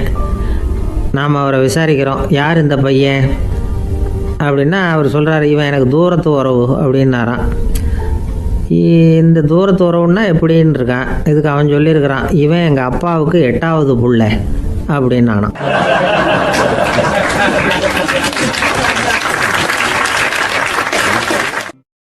ஒரு நாள் ராமர் அரசவையில் உட்கார்ந்துருக்கிறார். ராமராஜ்யம் நடந்துக்கிட்டு இருந்த நேரம். அந்த சமயத்தில் ஒரு நாய் அரச சபைக்கு வந்துதான். அது தலையில் அடிபட்டு ரத்தம். அந்த கோலத்தில் அது அங்கே வந்தது. எல்லாரும் ஆச்சரியமாக அதை பார்த்தாங்க. ராமரும் அந்த நாயை பார்த்தார். நீங்கள் வந்த காரியம் என்ன நடந்தது, எதுவாக இருந்தாலும் பயப்படாமல் சொல்லு அப்படின்னார். உடனே அந்த நாய் மெதுவாக சொல்ல ஆரம்பிச்சுதான். ஐயா, நான் தெருவில் போய்கிட்டு இருந்தேன். வழியில் ஒருத்தர் வந்தார். அவர் வேத சாஸ்திரம்லாம் படித்த பெரியவர். அவர் எந்த காரணமும் இல்லாமல் அவர் கையில் வச்சுருந்த குச்சியால் என் தலையில் அடிச்சுட்டார். அதுதான் தலையில் ரத்தம். இதை நீங்கள் விசாரித்து தகுந்த தீர்ப்பு வழங்கணும் அப்படின்னு தான் அந்த நாய். ராமர் பார்த்தார். உடனே தன்னுடைய காவலர்களை அனுப்புனார். அந்த ஆளை எங்கே இருந்தாலும் போய் கொண்டுகிட்டு வாங்க அப்படின்னு விட்டார். காவலர்கள் போனாங்க. அந்த ஆளை பிடிச்சி கொண்டு வந்துட்டாங்க. அரண்மனைக்கு வா அப்படின்னு சொல்லி கூப்பிட்டுட்டு வந்துட்டாங்க. என்ன நடந்ததுன்னு விசாரித்தார் ராமர். அதுக்கு அந்த ஆள் சொன்னார், நான் வீதி வழியாக வந்துக்கிட்டு இருந்தேன். குறுக்க இந்த நாய் வந்தது. நான் அவசரமாக போய்கிட்டு இருந்தேன். இது எனக்கு வழி விடாமல் குறுக்க பூந்து இடைஞ்சல் பண்ணிச்சு. எனக்கு கோபம் வந்துட்டுது. அதனால் அடிச்சுட்டேன். வேத சாஸ்திரம் படித்த நான் என் வசம் இழந்து கோபப்பட்டது பெரிய தப்பு தான். அதை நான் ஒத்துக்கிறேன். குற்றத்தை ஒப்புக்கொள்கிறேன். எனக்கு என்ன தண்டனை கொடுக்கணுமோ அதை கொடுங்க, ஏற்றுக்கிறேன் அப்படின்னு விட்டார். சரி, இப்போ அந்த ஆளுக்கு தண்டனை கொடுக்கணும். என்ன தண்டனை கொடுக்கறது யோசனை பண்ணார் ராமர். அதையும் அந்த நாய்கிட்டே கேட்டார். நீயே சொல்லு, என்ன தண்டனை கொடுக்கலாம் இவருக்கு அப்படின்னார். இதுக்கு அந்த நாய் என்ன சொல்லிச்சு தெரியுமா? இவரை ஏதாவது ஒரு கோயிலுக்கு தர்மகர்த்தாவாக நியமனம் பண்ணி விடுங்க, அதுதான் இவருக்கு சரியான தண்டனை அப்படின்னுது. இதை கேட்டதும் ராமர் முகத்தில் புன்னகை. ஆனால் அங்கே இருந்த மற்றவங்களுக்கெல்லாம் ஆச்சரியம். அது எப்படி, தப்பு செஞ்சவங்களுக்கு தண்டனை கொடுக்கறது தானே நியாயம், அதை விட்டுவிட்டு தர்மகர்த்தா பதவியை கொடுக்க சொல்லுது இந்த நாய் அப்படிங்கிற ஆச்சரியம். இந்த சந்தேகத்தை அந்த நாய்கிட்டே கேட்டாங்க அங்கே இருந்தவங்க. இதுக்கு அந்த நாய் பதில் சொல்லிச்சான். நான் போன பிறவியில் ஒரு கோயிலுக்கு தர்மகர்த்தாவாக இருந்தேன். எவ்வளவோ கவனமாக எச்சரிக்கையாக தான் என்னுடைய கடமைகளை எல்லாம் செஞ்சுக்கிட்டு வந்தேன். அப்படி இருந்தாலும் சில சமயங்களில் என்னையும் மீறி கோயில் செல்வத்தை நான் அனுபவிக்கிறதுக்கு காரணமாயிட்டேன். ஒரு கோவிலுக்கு தர்மகர்த்தாவாக இருக்கிறவங்க எப்படியும் இந்த பாவத்திலேருந்து தப்பிக்கிறது கஷ்டம். அதனால தான் நான் இந்த பிறவியில் நாயாக பிறந்து இப்படி கஷ்டப்படுறேன். இதே நிலைமை இந்த ஆளுக்கும் ஏற்படணும் அப்படிங்கிறதுக்காக தான் அவரையும் ஒரு கோயிலுக்கு தர்மகர்த்தாவை நியமிக்கும்படி கேட்டுக்கிட்டேன் அப்படின்னு தான் இந்த நாய். இதிலேருந்து என்ன தெரியுது? எந்த பதவியில் நாம் இருந்தாலும் நமக்கு தெரியாமல் கூட அதை தவறாக உபயோகப்படுத்தக்கூடாதுங்கிறத இதிலேருந்து புரிஞ்சுக்கணும். இல்லைன்னா அடுத்த பிறவியில் நாயாக பிறந்து எங்கேயாவது போய் வாழை ஆட்டிகிட்டு நிற்க வேண்டியது தான். கோவில் வாசலில் 2 நாய் பேசிக்கிட்டு இருந்து தான். போன ஜென்மத்தில் நான் மனுஷனாக தான் இருந்தேன். ஒரு கோவில் பூசாரி பேச்சை கேட்டுவிட்டு அவரோட கூட்டு சேர்ந்துக்கிட்டு ஆண்டவன் போட்டிருந்த நகையெல்லாம் அபகரித்து என்கிட்ட கொடுத்தாரு அவர். நான் எடுத்துகிட்டு வந்துட்டேன். திருடினது அந்த ஆள் தான், எடுத்துக்கிட்டு வந்தது தான் நான். இருந்தாலும் நான் மட்டும் நாயாக பிறந்துட்டேன். இப்போ மட்டும் அந்த பூசாரி என்கிட்ட மாட்டினா கடித்து குதறி விடுவேன் அப்படின்னு தான். அவசரப்பட்டு அப்படி செஞ்சுடாதே. பதிலுக்கு அவரும் உன்னை திருப்பி கடித்தாலும் கடிச்சிருவார். ஏன்னா அவரும் இப்போ ஒரு நாயாக தான் பிறந்திருக்கிறார் அப்படின்னு தான் இன்னொன்று. அது எப்படி உனக்கு தெரியும்னு தான் இது. நான் தானே அது அப்படின்னு தான் அந்த நாய்.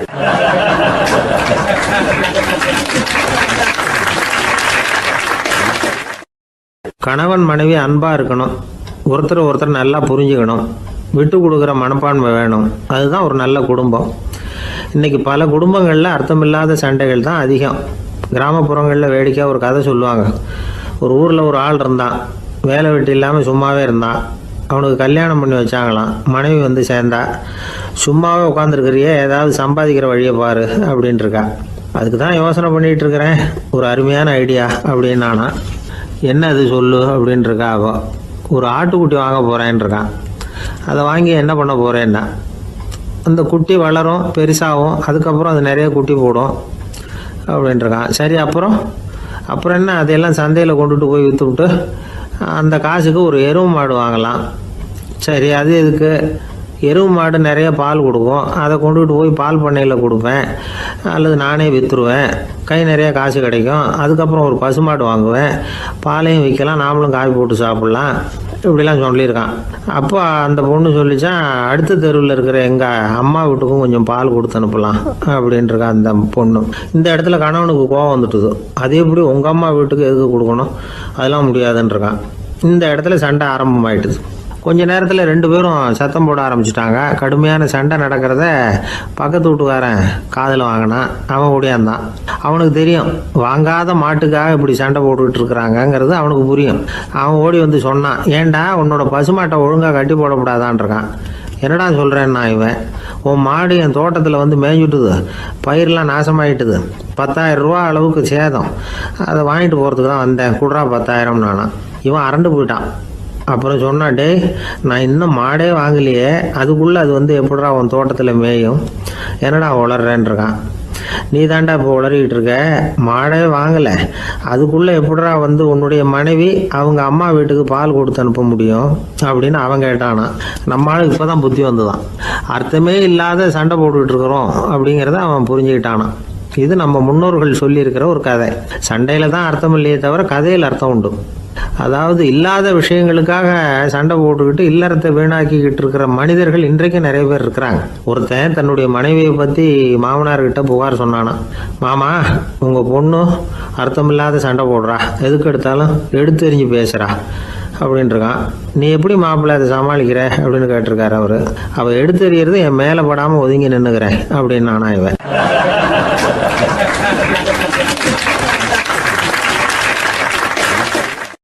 இந்த காலத்து புள்ள ஒருத்தன் தன்னோட அப்பாவை பார்த்து சொன்னான், அப்பா நான் உனக்கு உதவி செய்யலாம்னு நினைக்கிறேன், என்ன உதவி செய்யணும்னு சொல்லு அப்படின்னா. நீ சும்மா இருந்தால் அதுவே எனக்கு செய்கிற பெரிய உதவிடா அப்படின்னார் அப்பா. சும்மா இருக்கிறதும் ஒரு உதவி தான், அது மாதிரி மௌனமும் ஒரு சமூக சேவை தான் அப்படிங்கிறார் காஞ்சி பெரியவர். நமக்கு வந்து 5 புலன்கள் இருக்குது, மெய் வாய் கண் மூக்கு செவி. இந்த 5லேயும் அதிகப்படியான வேலை எதுக்குன்னு நினைக்கிறீங்க? வாய்க்கு தான். ஏன்னா அதுக்கு 2 வேலை. இப்போ கண்ணுக்கு பார்க்குறது மட்டும்தான் வேலை, காதுக்கு கேட்குறது மட்டும்தான் வேலை, மூக்குக்கு வாசனை அறியறது தான் வேலை, உடம்புக்கு உணர்றது மட்டும்தான் வேலை. ஆனால் வாய் அப்படி இல்லை, அதுக்கு 2 வேலை. சாப்பிட்றதும் அதுதான், பேசுகிறதும் அதுதான். அதாவது வாய் ஒன்று தான் கர்மேந்திரியமாகவும் இருக்குது, ஞானேந்திரியமாகவும் இருக்குது அப்படின்னு சொல்லுவாங்க. சாப்பாட்டில் உட்காந்தா எந்தெந்த ஆகாரம் என்னென்ன ருசின்னு அறிவிக்கிற வேலையும் செய்யுது. சபையில் உட்காந்தா பாடுறது, பேசுறது, சிரிக்கிறது, இது மாதிரியான வேலையும் செய்யுது. இன்னொரு வித்தியாசம், கண்ணு காது மூக்கெல்லாம் ஸ்ட்ரெயின் பண்ணிக்கிட்டு வேலை செய்கிறதில்ல. ஒரு ரோஜா பூவை பார்த்தா உடனே மூக்கு அப்படியும் இப்படியும் அசைய ஆரம்பிக்கிறதில்ல. ஒரு சங்கீதத்தை கேட்ட உடனே காது ஆட ஆரம்பிக்காது. ஆனால் வாய் அப்படி இல்லை, அது பேசினாலும் சரி சாப்பிட்டாலும் சரி அசைஞ்சு தான் ஆகணும். ஆக மற்றதை விட வாய்க்கு வேலை ஜாஸ்தின்னு தெரியுது. சாப்பிட்றது பேசுறது அப்படின்னு 2 காரியம் அதுக்கு. இப்படி 2 காரியம் இருக்கிறதுனால அது 2ஐயும் பாதியாக குறைச்சிக்கணுங்கிறது கடவுள் அபிப்பிராயமாக இருக்கணும் அப்படிங்கிறார் காஞ்சி பெரியவர். ஆனால் இப்போ நாம் அப்படியா நடந்துக்கிறோம்? அதுக்கு நேர்மாறாக நடந்துக்கிறோம். நாம் சாப்பிட்றதும் அதிகம், பேசுகிறதும் அதிகம், 2 வேலையையும் தேவைக்கு அதிகமாகவே செய்கிறோம். வாய் தான் ரொம்ப ஓவர் ஒர்க்குடு. அதுக்கு ஓய்வு கொடுத்தா உடம்பும் நல்லாயிருக்கும், உலகமும் நல்லாயிருக்கும். மௌன விரதம் இருக்கிறதெல்லாம் எதுக்காக நினைக்கிறீங்க? இதுக்காக தான். இந்த காலத்தில் மௌனமாக இருக்கிறவங்கெல்லாம் மகத்தான தொண்டு செய்கிறாங்க அப்படின்னு தான் சொல்லணும். சத்தம் அதிகமாக போய் தான் சவுண்டு பொல்யூஷன் வருது. அது மட்டும் இல்லை, மௌனமாக இருந்தால் சண்டை சச்சரவே வராது. மௌனம் கலக நாஸ்தி. ஆக இதுவும் ஒரு சமூக சேவை தான். நமக்கு தான் வாய் இருக்குதுங்கிறதுக்காக வசமாக சாப்பிட்றதும் தப்பு, வளவளன்னு பேசுகிறதும் தப்பு. ஒரு கருத்தை சொல்கிறதுக்கு ஒரே ஒரு சொல்லு போதும் அப்படின்னு இருக்கும்பொழுது 2 சொற்களை செலவு பண்ணாதே. எவ்வளவு சொன்னாலும் அதனால் ஒரு பயனும் விளையாது அப்படின்னு தெரிய வருமே, ஆனால் அந்த ஒரு சொல்லையும் விரயம் பண்ணாதே அப்படிங்கிறார் ஒரு அறிஞர். எல்லா குணங்கள்லேயும் மௌனம்தான் சிறந்தது அப்படிங்கிறார் ஒருத்தர். மௌனமாக இருக்கிறது மூலமாக மற்றவர்கள் குறைகளை வந்து நம்மளால் தெரிஞ்சிக்க முடியும். அதே சமயத்தில் நம்மக்கிட்ட இருக்கிற குறைகளை மற்றவங்களுக்கு தெரியாமல் மறைச்சிக்கவும் முடியுங்கிறார் அவர். உண்மை தானே? ஒரு பெரிய மேடை பேச்சாளர், பொது வாழ்க்கையில் 25 வருஷ காலமாக ஈடுபட்டிருக்கிறவர். அவர் மனைவி ஒரு நாள் சொன்னாங்க, எங்கள் வீட்டுக்காரர் 25 வருஷ காலமாக பொது வாழ்வில் ஈடுபட்டிருந்தா கூட இந்த மாதம் 10ஆம் தேதியிலேருந்து தான் மக்களுக்கு சேவை செய்ய ஆரம்பிச்சிருக்கார் அப்படின்னு நாங்கள் ரொம்ப பெருமையாக. 10ஆம் தேதிக்கு அப்படி என்ன விசேஷம் அப்படின்னு கேட்டோம். அன்னையிலேருந்து தான் அவர் மேடையில் பேசுகிறத நிறுத்தினார் அப்படின்னாங்க அந்த அம்மா.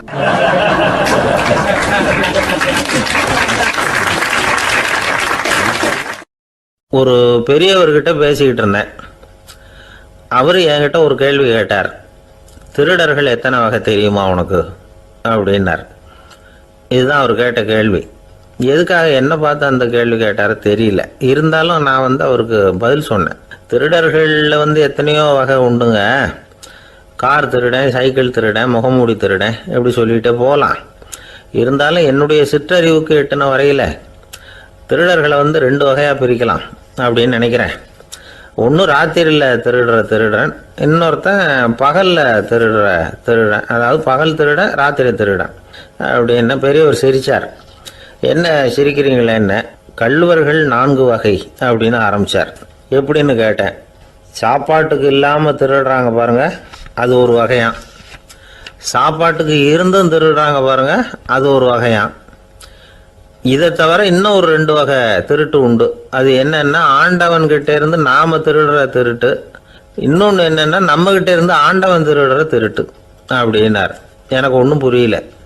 என்ன சார் இது, ஆண்டவனையே வந்து திருடன்னு சொல்றீங்களே அப்படின்னு ஆச்சரியமா. ஆமாங்க, ஆண்டவனை வந்து கள்வன்னு சொல்றது இல்லையா? காஞ்சிபுரத்துக்கு பக்கத்தில் திருக்கார்வனம் அப்படின்னு ஒரு ஊர் இருக்கு. அங்கே உள்ள பெருமாளுக்கு வந்து கள்வர்னு தான் பேர். அது மட்டும் இல்லை, திருமங்கையாழ்வார் தம்முடைய திரு நெடுந்தாண்டகத்தில் கார்வனத்துள்ளாய் கல்வா அப்படின்னு தான் அழைக்கிறார் அப்படின்னு நிறைய உதாரணம்லாம் சொல்ல ஆரம்பித்தார். அதுக்கப்புறம் அவர்கிட்ட பேசி நான் புரிஞ்சுக்கிட்ட விவரங்களை தான் நான் இப்போ உங்ககிட்ட சொல்ல போகிறது. அதாவது அவர் சொன்ன முதல் வகை திருடர்கள் வந்து சாப்பாட்டுக்கு இல்லாமல் திருடுறவங்க. இவங்களை வந்து திருத்தி போடலாம். சாப்பாட்டுக்கு இருந்தும் பணம் சேர்க்கணுங்கிற ஆசையால் பொய் கணக்கெல்லாம் எழுதுறாங்க பாருங்க, அவங்க தான் 2வது வகை. 3வது வகை திருட்டு தான் மிகப்பெரிய திருட்டு. இறைவனுக்கு சொந்தமானதை நம்முடையதுன்னு நினைக்கிற திருட்டு. எது இறைவனுக்கு சொந்தமானது அப்படின்னா ஆத்மா. பகவானுக்கு சொந்தமான ஆத்மாவை நம்முடையதுன்னு நினைக்கிறது தான் அந்த மாபெரும் திருட்டு. இதுக்கு பேர் தான் ஆத்மாபகாரமா. சரி, இதுக்கு பரிகாரம் என்ன? எல்லாம் இறைவனுடையது, நமக்கு ஒன்றும் இல்லை அப்படின்னு நினைக்கிறது தான் இதுக்கு பரிகாரம். இதெல்லாம் இருக்கட்டும். 4வது திருட்டு ஒன்று சொன்னோம்ல, ஆண்டவன் நம்மகிட்ட இருந்து திருடுறது. அது எப்படி? ஆண்டவனை வந்து கள்வன்னு சொல்கிறாங்க, அது சரி. அவர் என்னத்தை திருடினார்? இப்போ இன்னொருத்தருக்கு சொந்தமான ஒன்றை எடுத்து வச்சுக்கிறது தான் கள்ளத்தனம். ஆனால் ஆண்டவன் எடுத்துக்கிட்டோம்னா இருக்கிறது எல்லாமே அவனுக்கு சொந்தம். அப்படி இருக்கிறப்போ அவரை எப்படி கள்வன்னு சொல்கிறது? இது என்ன புரியாமல் இருக்குதே அப்படின்னு சொல்லி பார்த்தா அதுக்கும் விளக்கம் சொல்கிறாங்க அவங்க. அதாவது ஆண்டவனுக்கு வந்து உருவமே கிடையாது, அரூபமாக இருக்கிறவன், அதாவது உருவம் இல்லாமல் இருக்கிறவன். அப்படி உள்ள பகவான் வந்து நம்மளை மாதிரி உருவத்தில் இருக்கிறான். நம்மளை மாதிரியே கையை காலு மூக்கெல்லாம் இருக்குது ஆண்டவனுக்கு. இந்த உருவம் நம்மகிட்ட இருந்து திருடினது தானே. அவன் வந்து தன்னுடைய உண்மையான திருமேனியை வந்து நமக்கு காட்டாமல், அதாவது தரிசனம் கொடுக்காமல் இருக்கிறது கள்ளத்தனம் தானே. அதனால தான் இதுவும் ஒரு பெரிய திருட்டு, இருக்கிறதுலேயே மிகப்பெரிய திருட்டு அப்படிங்கிறார். என்கிட்ட பேசிக்கிட்டு இருந்தார், இந்த விஷயம்லாம் சொல்லிகிட்டு இருந்தார் இந்த பெரியவர். அதாவது திருட்டை வந்து ஆன்மீக நோகத்தில் அவர் பார்க்குறார். நம்ம பார்வையில் இதை விட அபூர்வமான திருட்டுலாம் இங்கே உண்டு, அபூர்வமான திருடர்களும் உண்டு. ஒரு திருடன் சிறையிலிருந்து விடுதலையாகி வெளியில் போனான்.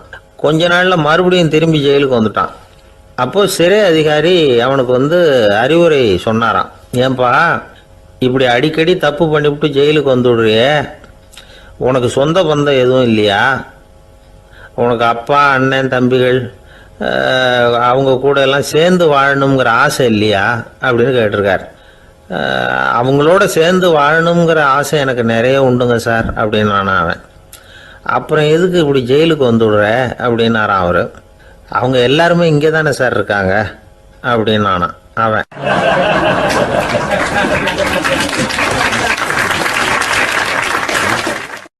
நம்மக்கிட்ட ஒருத்தன் தப்பாக நடந்துக்கிட்டானா உடனே நாம் என்ன செய்வோம்? கையை ஓங்கிட்டு அவனை அடிக்க போவோம். நாம் அவங்ககிட்ட அவனை விட ஒருபடி மேலாக தப்பாக நடந்துக்குவோம்.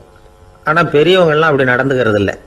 இன்னா செய்தாரை ஒருத்தல் அவர் நாண நன்னயம் செய்து விடல் அப்படின்னு வள்ளுவர் சொல்லியிருக்கார் இல்லையா? அதுக்கு தகுந்த மாதிரி நடந்துக்குவாங்க. பாயசித் விஸ்தாமிங்கிறவர் ஒரு பெரிய ஞானி.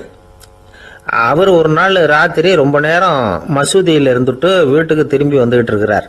வழியில் ஒரு குடிகாரன், அவன் கையில் ஒரு இசைக்கருவி, அதை கண்ணா பின்னான்னு மீட்டிக்கிட்டு வாய்க்கு வந்தபடி என்னத்தையோ பாட்டுன்னு நினச்சிக்கிட்டு பாடிக்கிட்டு அவன் பாட்டுக்கு கிடக்கிறான் வழியில். அதோடு இருந்தாலும் பரவாயில்ல, அந்த பக்கமாக வழியில் போகிறவங்க வர்றவங்களையெல்லாம் பார்த்து கண்ணா பின்னான்னு திட்டிக்கிட்டு இருக்கிறான், ரொம்ப வளர்க்குறான். பாயசீத் பிஸ்தாமிங்கிற அந்த பெரியவர் அந்த வழியாக போகிறார். அவனை பார்க்குறார். அவனுடைய நிலைமையை பார்த்துட்டு பரிதாபப்படுறார். ஏன்பா இது மாதிரியெல்லாம் நடந்துக்கிற, இப்படி நடக்கலாமா அப்படின்னு ஏதோ கொஞ்சம் புத்திமதி சொல்கிறதுக்கு ஆரம்பித்தார். அவனுக்கு கோபம் வந்துட்டுது. கையில் வச்சுருந்த வாத்திய கருவி அதால் ஓங்கி அந்த பெரியவர் தலையில் ஒரு அடி கொடுத்தான். ரத்த காயம் ஏற்பட்டு போச்சு. அவன் கையில் இருந்த இசைக்கருவியும் அடித்த வேகத்தில் ரெண்டாக உடஞ்சி போச்சு. அவ்வளோ வேகமாக அடிச்சிருக்கான். இவ்வளவு தூரத்துக்கு நடந்து போச்சுல்ல, அந்த மாபெரும் ஞானி வாயை திறந்து ஒரு வார்த்தை கூட பேசலை.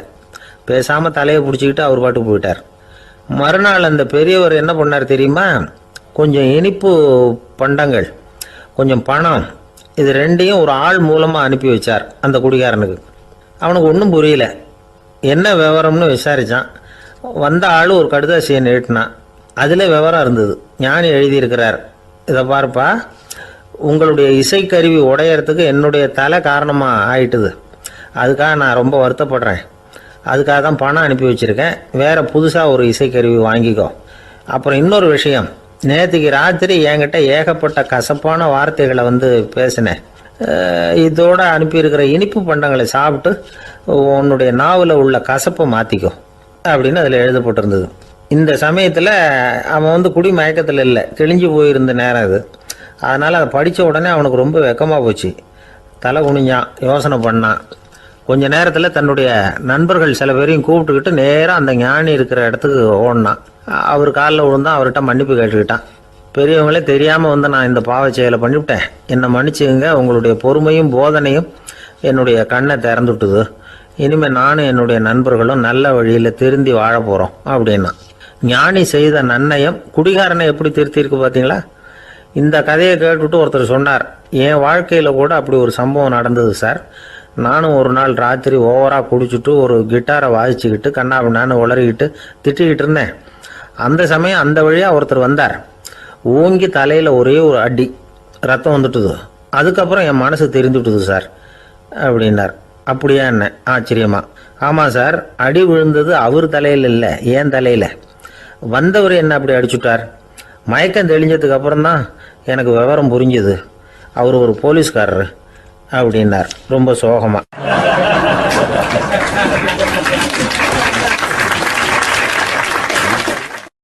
ஒரு ஊரில் ஒரு துறவி இருந்தார், புத்த சமய துறவி. அந்த ஊர் மன்னன் அவரை பற்றி கேள்விப்பட்டிருக்கான். ஒரு நாள் புறப்பட்டு போனான். துறவியின் பாதங்களை தொட்டு வணங்கினான்.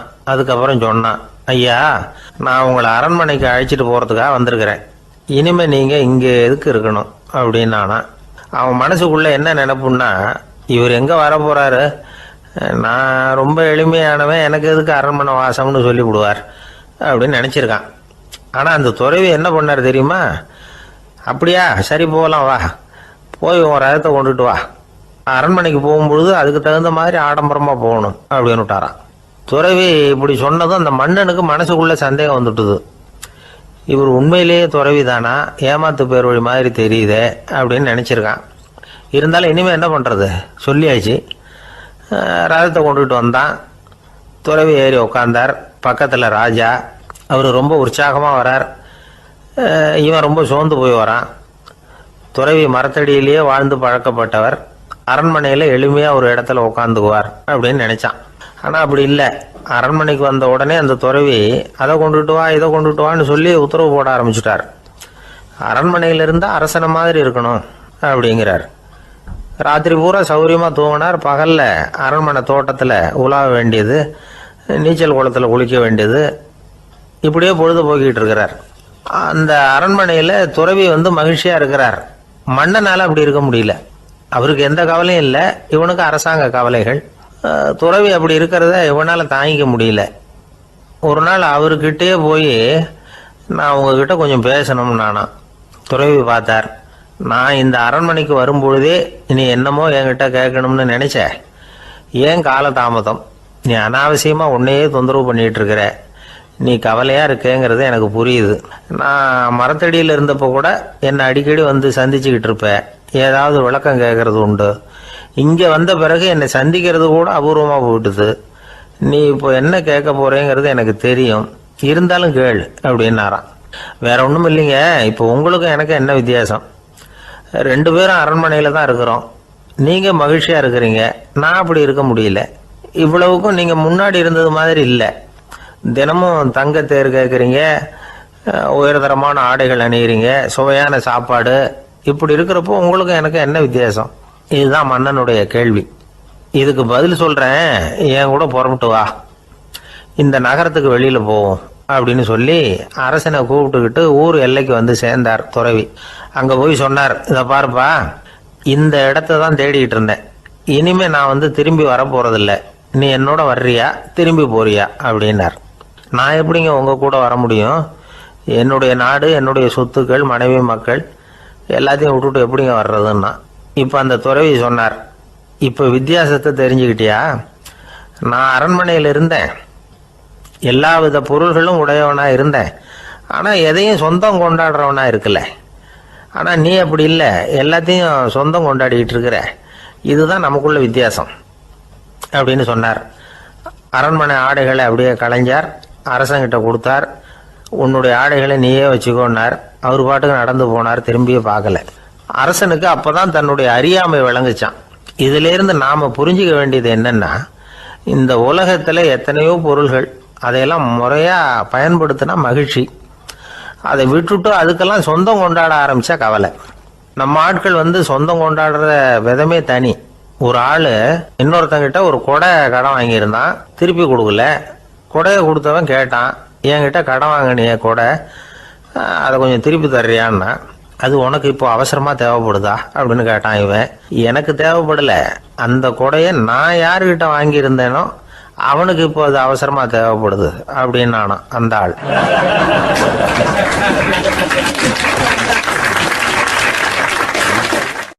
அந்த ஆளுக்கு பேச தெரியாது, அவர்கிட்ட கொஞ்சம் எச்சரிக்கையா நடந்துக்கோ அப்படின்னு சொல்றது உண்டு. அப்படின்னா என்ன அர்த்தம்? அவர் இன்னமும் குழந்தையாவே இருக்கிறாரு, இன்னும் பேச்சு வரலன்னு அர்த்தம்? அப்படி இல்லை, அவருக்கு நாகரிகமா பேச தெரியலன்னு அர்த்தம். பேசுறதுங்கிறது மனுஷனால மட்டுமே முடியக்கூடிய ஒரு காரியம். அப்படி இருந்தும் அதோட பெருமையை வந்து அவன் இன்னமும் சரியா புரிஞ்சுக்கலன்னு தான் சொல்லணும். அதனால தான் அவன் அளவுக்கு அதிகமா வார்த்தைகளை கொட்டி விடுறான். அதுக்கப்புறம் அதையெல்லாம் திருப்பி அள்ள முடியாம கிடந்து கஷ்டப்படுறான். கொட்டுன வார்த்தையை அள்ள முடியுமா?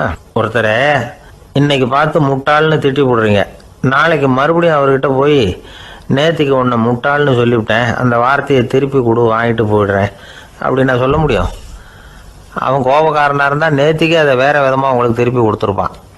உலகத்தில் எவ்வளவோ ஜீவராசிகள் இருக்கு, அதுக்கெல்லாம் வாய் இருக்குது. அந்த வாயெல்லாம் எதுக்கு உபயோகம்? சாப்பிட்றதுக்காக. ஆனால் நமக்கு இருக்கிற வாய் சாப்பிட்றதுக்காக மட்டும் இல்லை, பேசுறதுக்காகவும் தான்.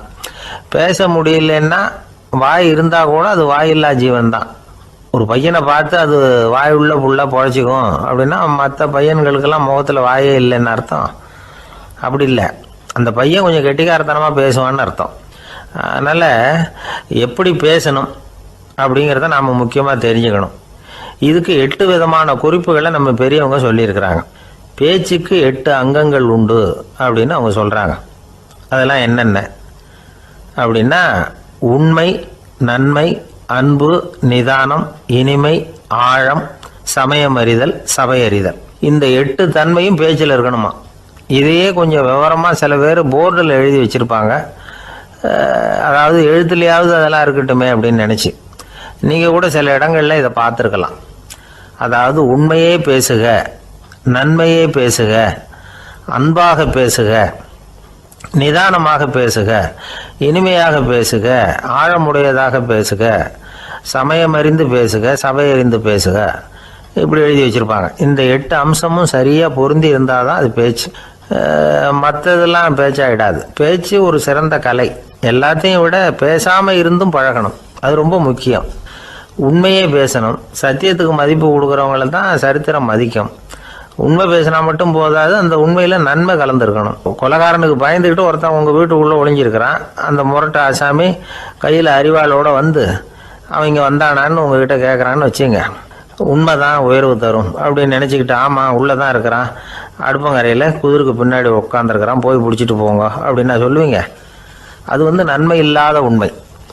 அதனால் பிரயோஜனம் கிடையாது. அதே மாதிரி உங்கள் பேச்சில் அன்பு இருக்கணும், நிதானம் இருக்கணும், இனிமை இருக்கணும், சிந்தித்து பேசணும், சமயம் அறிந்து பேசுறதும் முக்கியம். அதை பற்றி நமக்கு வேற யாரும் சொல்லிக் கொடுக்க வேண்டியதில்லை. எந்த நேரத்தில் யாருக்கிட்ட எப்படி பேசினா காரியம் நடக்கும் அப்படிங்கிறது நமக்கு நல்லா தெரியும். அது கைவந்த கலை. அவையறிந்து பேசுகிற திறமை பேச்சாளர்களுக்கு ரொம்ப அவசியம். அது இல்லைன்னா நிலைமை பரிதாபமாயிடும். ஒரு பேச்சாளர் ரொம்ப மும்முரமாக பேசிக்கிட்டே இருந்தாராம். ரொம்ப நேரம் நிறுத்தவே இல்லை, பேசிக்கிட்டே இருக்கிறார். சபையில் இருந்தவங்கெல்லாம் ஒவ்வொருத்தராக எழுந்திரிச்சு போய்கிட்டே இருக்கிறாங்க. கடைசியில் 2 பேர் தான் அக்கறையாக பேசுகிறவரை கவனிச்சிட்டு உட்காந்துருந்தாங்களாம். மேடையில் பேசிக்கிட்டு இருந்தவர் அவங்கள பார்த்து சொன்னாராம், எனக்கு கூட்டம் முக்கியம் இல்லை, எவ்வளவு பேர் என் பேச்சை கேட்குறாங்க அப்படிங்கிறது முக்கியம் இல்லை. நீங்கள் 2 பேராவது ஊக்கமாக என்னை கவனிச்சிக்கிட்டு உட்காந்துருக்குறீங்க, அது போதும். உங்களுக்காகவே நான் பேசிக்கிட்டு இருக்கிறேன் அப்படின்னார். இதை கேட்டதும் உட்காந்துருந்த 2 பேரில் ஒருத்தர் எழுந்திருச்சு, அப்படி இல்லைங்க, நாங்கள் 2 பேரும் நீங்கள் பேசி முடித்த உடனே தொடர்ந்து பேச வேண்டிய ஆளுங்க, அதுக்காக தான் காத்துக்கிட்டு இருக்கிறோம், சீக்கிரம் முடிங்க அப்படின்னாங்களாம்.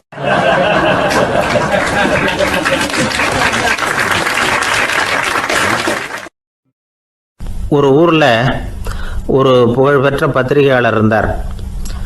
அவர் ஒரு நாள் திடீர்னு இறந்து போயிட்டார். அதுக்கப்புறம் நேராக சொர்க்கத்துக்கு போனார். சொர்க்கத்தின் வாசலில் நின்றுக்கிட்டு இருந்த ஒருத்தர் அவரை தடுத்தார். இதை பாரு, ஏற்கனவே இங்கே 12 பத்திரிகையாளர்கள் இருக்கிறாங்க, அவங்களுக்கே இங்கே வேலை இல்லை. அதுக்கு என்ன காரணம்னா, சொர்க்கத்தில் திடுக்கிடும் செய்திகள்லாம் ஒன்றும் கிடையாது, அப்படி என்ன இருக்க போகுது இங்கே எல்லாம் அது ஒழுங்காக நடந்துக்கிட்டு இருக்கோம். எல்லாம் ஒழுங்காக நடந்தால் பத்திரிகைகளுக்கு சுவாரஸ்யமான கொலை கொள்ளை தீ வைப்பு இது மாதிரி எதுவும் இங்கே இல்லை. ஏற்கனவே இங்கே இருக்கிறவங்க எல்லாரும் மரத்தடியில் உட்காந்துக்கிட்டு தியானம் பண்ணிகிட்டு இருக்கிறாங்க. அந்த ஒரே செய்தி தான் தினமும் இங்கே வந்துக்கிட்டு இருக்குது. அதை படிக்கிறதுக்கே இங்கே ஆள் கிடையாது. அதனால் நான் என்ன சொல்கிறேன்னா, நீ பேசாமல் நரகத்துக்கே போயிடு. அங்கே எவ்வளவோ நிகழ்ச்சிகள் நடந்துக்கிட்டு இருக்கு, அங்கே தான் அதிகமான பத்திரிகையாளர்கள் தேவைப்படுறாங்க, அங்கே உனக்கு நிறைய வேலை இருக்கும், அதை செய்கிறதில்ல நீயும் மகிழ்ச்சியாக இருக்கலாம் அப்படின்னு சொன்னாராம். அங்கே அந்த சொர்க்கத்தின் வாசலில் நின்றுக்கிட்டு இருந்தவர். இந்த பத்திரிகையாளர் அங்கேயே நின்று கொஞ்சம் யோசனை பண்ணார். இவருக்கு சொர்க்கத்திலே இருக்கணும்னு தான் ஆசை. அதனால் மெதுவாக அவர்கிட்ட பேசினாராம், ஐயா, என்னை ஒரு 24 மணி நேரம் இங்கே உள்ளே இருக்கிறதுக்கு அனுமதி கொடுங்க. இங்கே இருக்கிற பல பத்திரிகையாளர்களை எனக்கு தெரியும், அவங்களில் சில பேரை சமாதானப்படுத்தி மெதுவாக பேசி நரகத்துக்கு அனுப்பி வச்சுட்றேன். நான் இங்கே இருந்துக்கிறேன், உங்கள் கணக்குப்படி 12 பேருக்கு மேலே இங்கே தாண்டாது, அப்படி பார்த்துக்கிறேன் அப்படின்னாராம். அவரும் யோசனை பண்ணி பார்த்துட்டு, சரி அப்படியே உனக்கு அனுமதி கொடுக்குறேன், ஆனால் ஒரு விஷயம், 24 மணி நேரம் தான் அனுமதி, அதுக்குள்ளே எல்லாம் நடக்கணும் அப்படின்ட்டுருக்கார். சரின்னு சொல்லிவிட்டு இந்த பத்திரிகையாளர் உள்ளே போனார். யோசனை பண்ணார், திட்டம் போட்டு ஒரு பொருளையை கிளப்பி விட்டார். சக பத்திரிகையாளர்கள் எல்லாம் கூப்பிட்டு சொன்னாராம், இந்த பாருங்கள், நரகத்தில் ஒரு பெரிய தினசரி பேப்பரை கொண்டுகிட்டு வர்றதுக்காக திட்டம் போட்டுக்கிட்டு இருக்காங்க. அதுக்கு பல அதிகாரிகள் தேவைப்படுறாங்க, நிறைய சம்பளம் கிடைக்கும். யார் யாரெல்லாம் நரகத்துக்கு போக ஆசைப்படுறாங்களோ அவங்கெல்லாம் போகலாம் அப்படின்னு ஒரு பொருளையை கிளப்பி விட்டார். 24 மணி நேரம் கழித்து வாசல் பக்கம் போனார். அங்கே இருந்தவர்கிட்ட எத்தனை பேர் வெளியேறினாங்கன்னு விசாரிச்சாராம். அப்போ அவர் இவரை, நீ வெளியே போகக்கூடாது, முதல்ல உள்ளே தான் இருக்கணும் அப்படின்னு தடுத்தாராம். அப்புறம் சொன்னாராம், நீ சொன்ன செய்தியை கேட்டதும் இங்கே இருந்த எல்லா பத்திரிகையாளர்களுமே நரகத்துக்கு போயிட்டாங்கப்பா, உள்ளே யாருமே இல்லை, அதனால் நீ உள்ளே இருக்கலாம் அப்படின்னாராம். இதை கேட்டதும் இந்த பத்திரிகையாளரே குழம்பி போயிட்டார். ஒருவேளை உண்மையிலேயே நரகத்தில் புதுசாக பத்திரிகை ஏதாவது ஆரம்பிக்க போகிறாங்களோ அப்படின்னு அவரே நினைக்க ஆரம்பிச்சிட்டாராம். அப்புறம் சொன்னாராம், ஐயா, என்னை விட்டுருங்க, நான் நரகத்துக்கே போயிடுறேன், அங்கே ஏதோ விசேஷம் இருக்கணும் அப்படின்னாராம். இல்லைன்னா இத்தனை பேரும் ஒட்டு மொத்தமாக அங்கே போகிறதுக்கு சான்ஸே இல்லை, என்னை தடுக்காதீங்கன்னு கெஞ்ச ஆரம்பிச்சிட்டாராம். மற்றவங்க நம்பணுங்கிறதுக்காக ஒரு பொருளையை கிளப்பி விட்டார். கடைசியில் தானே அந்த பொருளைக்கு ஆளாயிட்டார். அதாவது பிறரை ஏமாற்றிய அவரது மனம் கடைசியில் அவரையே ஏமாற்ற ஆரம்பிச்சுட்டு பாருங்க. நீங்கள் இப்படி அடுத்தவங்களை ஏமாத்துறதுக்கு உங்கள் மனசை பழக்கப்படுத்துறீங்க, ஆனால் கடைசியில் அதனால் நீங்களே ஏமாற்றப்படுகிறீர்கள் அப்படிங்கிறது பெரியவர்களுடைய புத்திமதி. அதனால் உங்கள் மனசுக்கிட்ட ரொம்ப எச்சரிக்கையாக இருங்கோ அப்படிங்கிறாங்க. நம்ம ஆளுங்க அங்கே போய் என்ன சொல்லுவாங்கன்னா, இந்த பாரு அங்கே போகாத இங்கே போகாதேன்னு பயமுறுத்துறது உண்டு. சில பேர் அங்கே பேய் இருக்குது, பிசாசு இருக்குது அப்படின்னு பொருளையை கிளப்பி விடுறது உண்டு. இருட்டு நேரம் காட்டு வழியாக ஒருத்தன் போய்கிட்டு இருக்கிறான், அங்கே பேய் பிசாசு நடமாட்டம் இருக்கிறதாக வதந்தி. இவன் பயந்துக்கிட்டே வேகமாக போகிறான். காடு முடிஞ்சு மெயின் ரோட்டுக்கு வந்து சேர்ந்தான். அப்பாடா, ஒரு பஸ்ஸு நின்றுக்கிட்டு இருக்கு தனியாக, இருட்டில் லேசாக தெரிஞ்சுது. ஓடி போய் ஏறி உள்ளே உட்காந்துக்கிட்டான். பயந்துக்கிட்டே போனவன் அப்புறம் தான் தெரியுது உள்ளே யாருமே இல்லை, டிரைவரும் இல்லை, கண்டக்டரும் இல்லை, வேறு யாரும் இல்லை. இவனுக்கு பேய் பயம் அதிகமாக போட்டுது. ஏன்னா நடு ராத்திரி, இந்த நேரம் பார்த்து அந்த பஸ்ஸு தானே நகர ஆரம்பிச்சுதான். இவனுக்கு இன்னும் பயம் அதிகமாக போட்டுது. ஏன்னா டிரைவர் சீட்டு காலியாக இருக்குது, பஸ்ஸு நகருது. இவன் உடம்பு பூரா நடுங்க ஆரம்பிச்சுட்டுது. வீல்னு கத்தலாமான்னு பார்த்தான். அந்த நேரம் பார்த்து அவன் தோளில் ஒரு கை விழுந்துதான். திடுக்கிட்டு திரும்பி பார்த்துருக்குறான். அங்கே டிரைவர் நிற்கிறார்.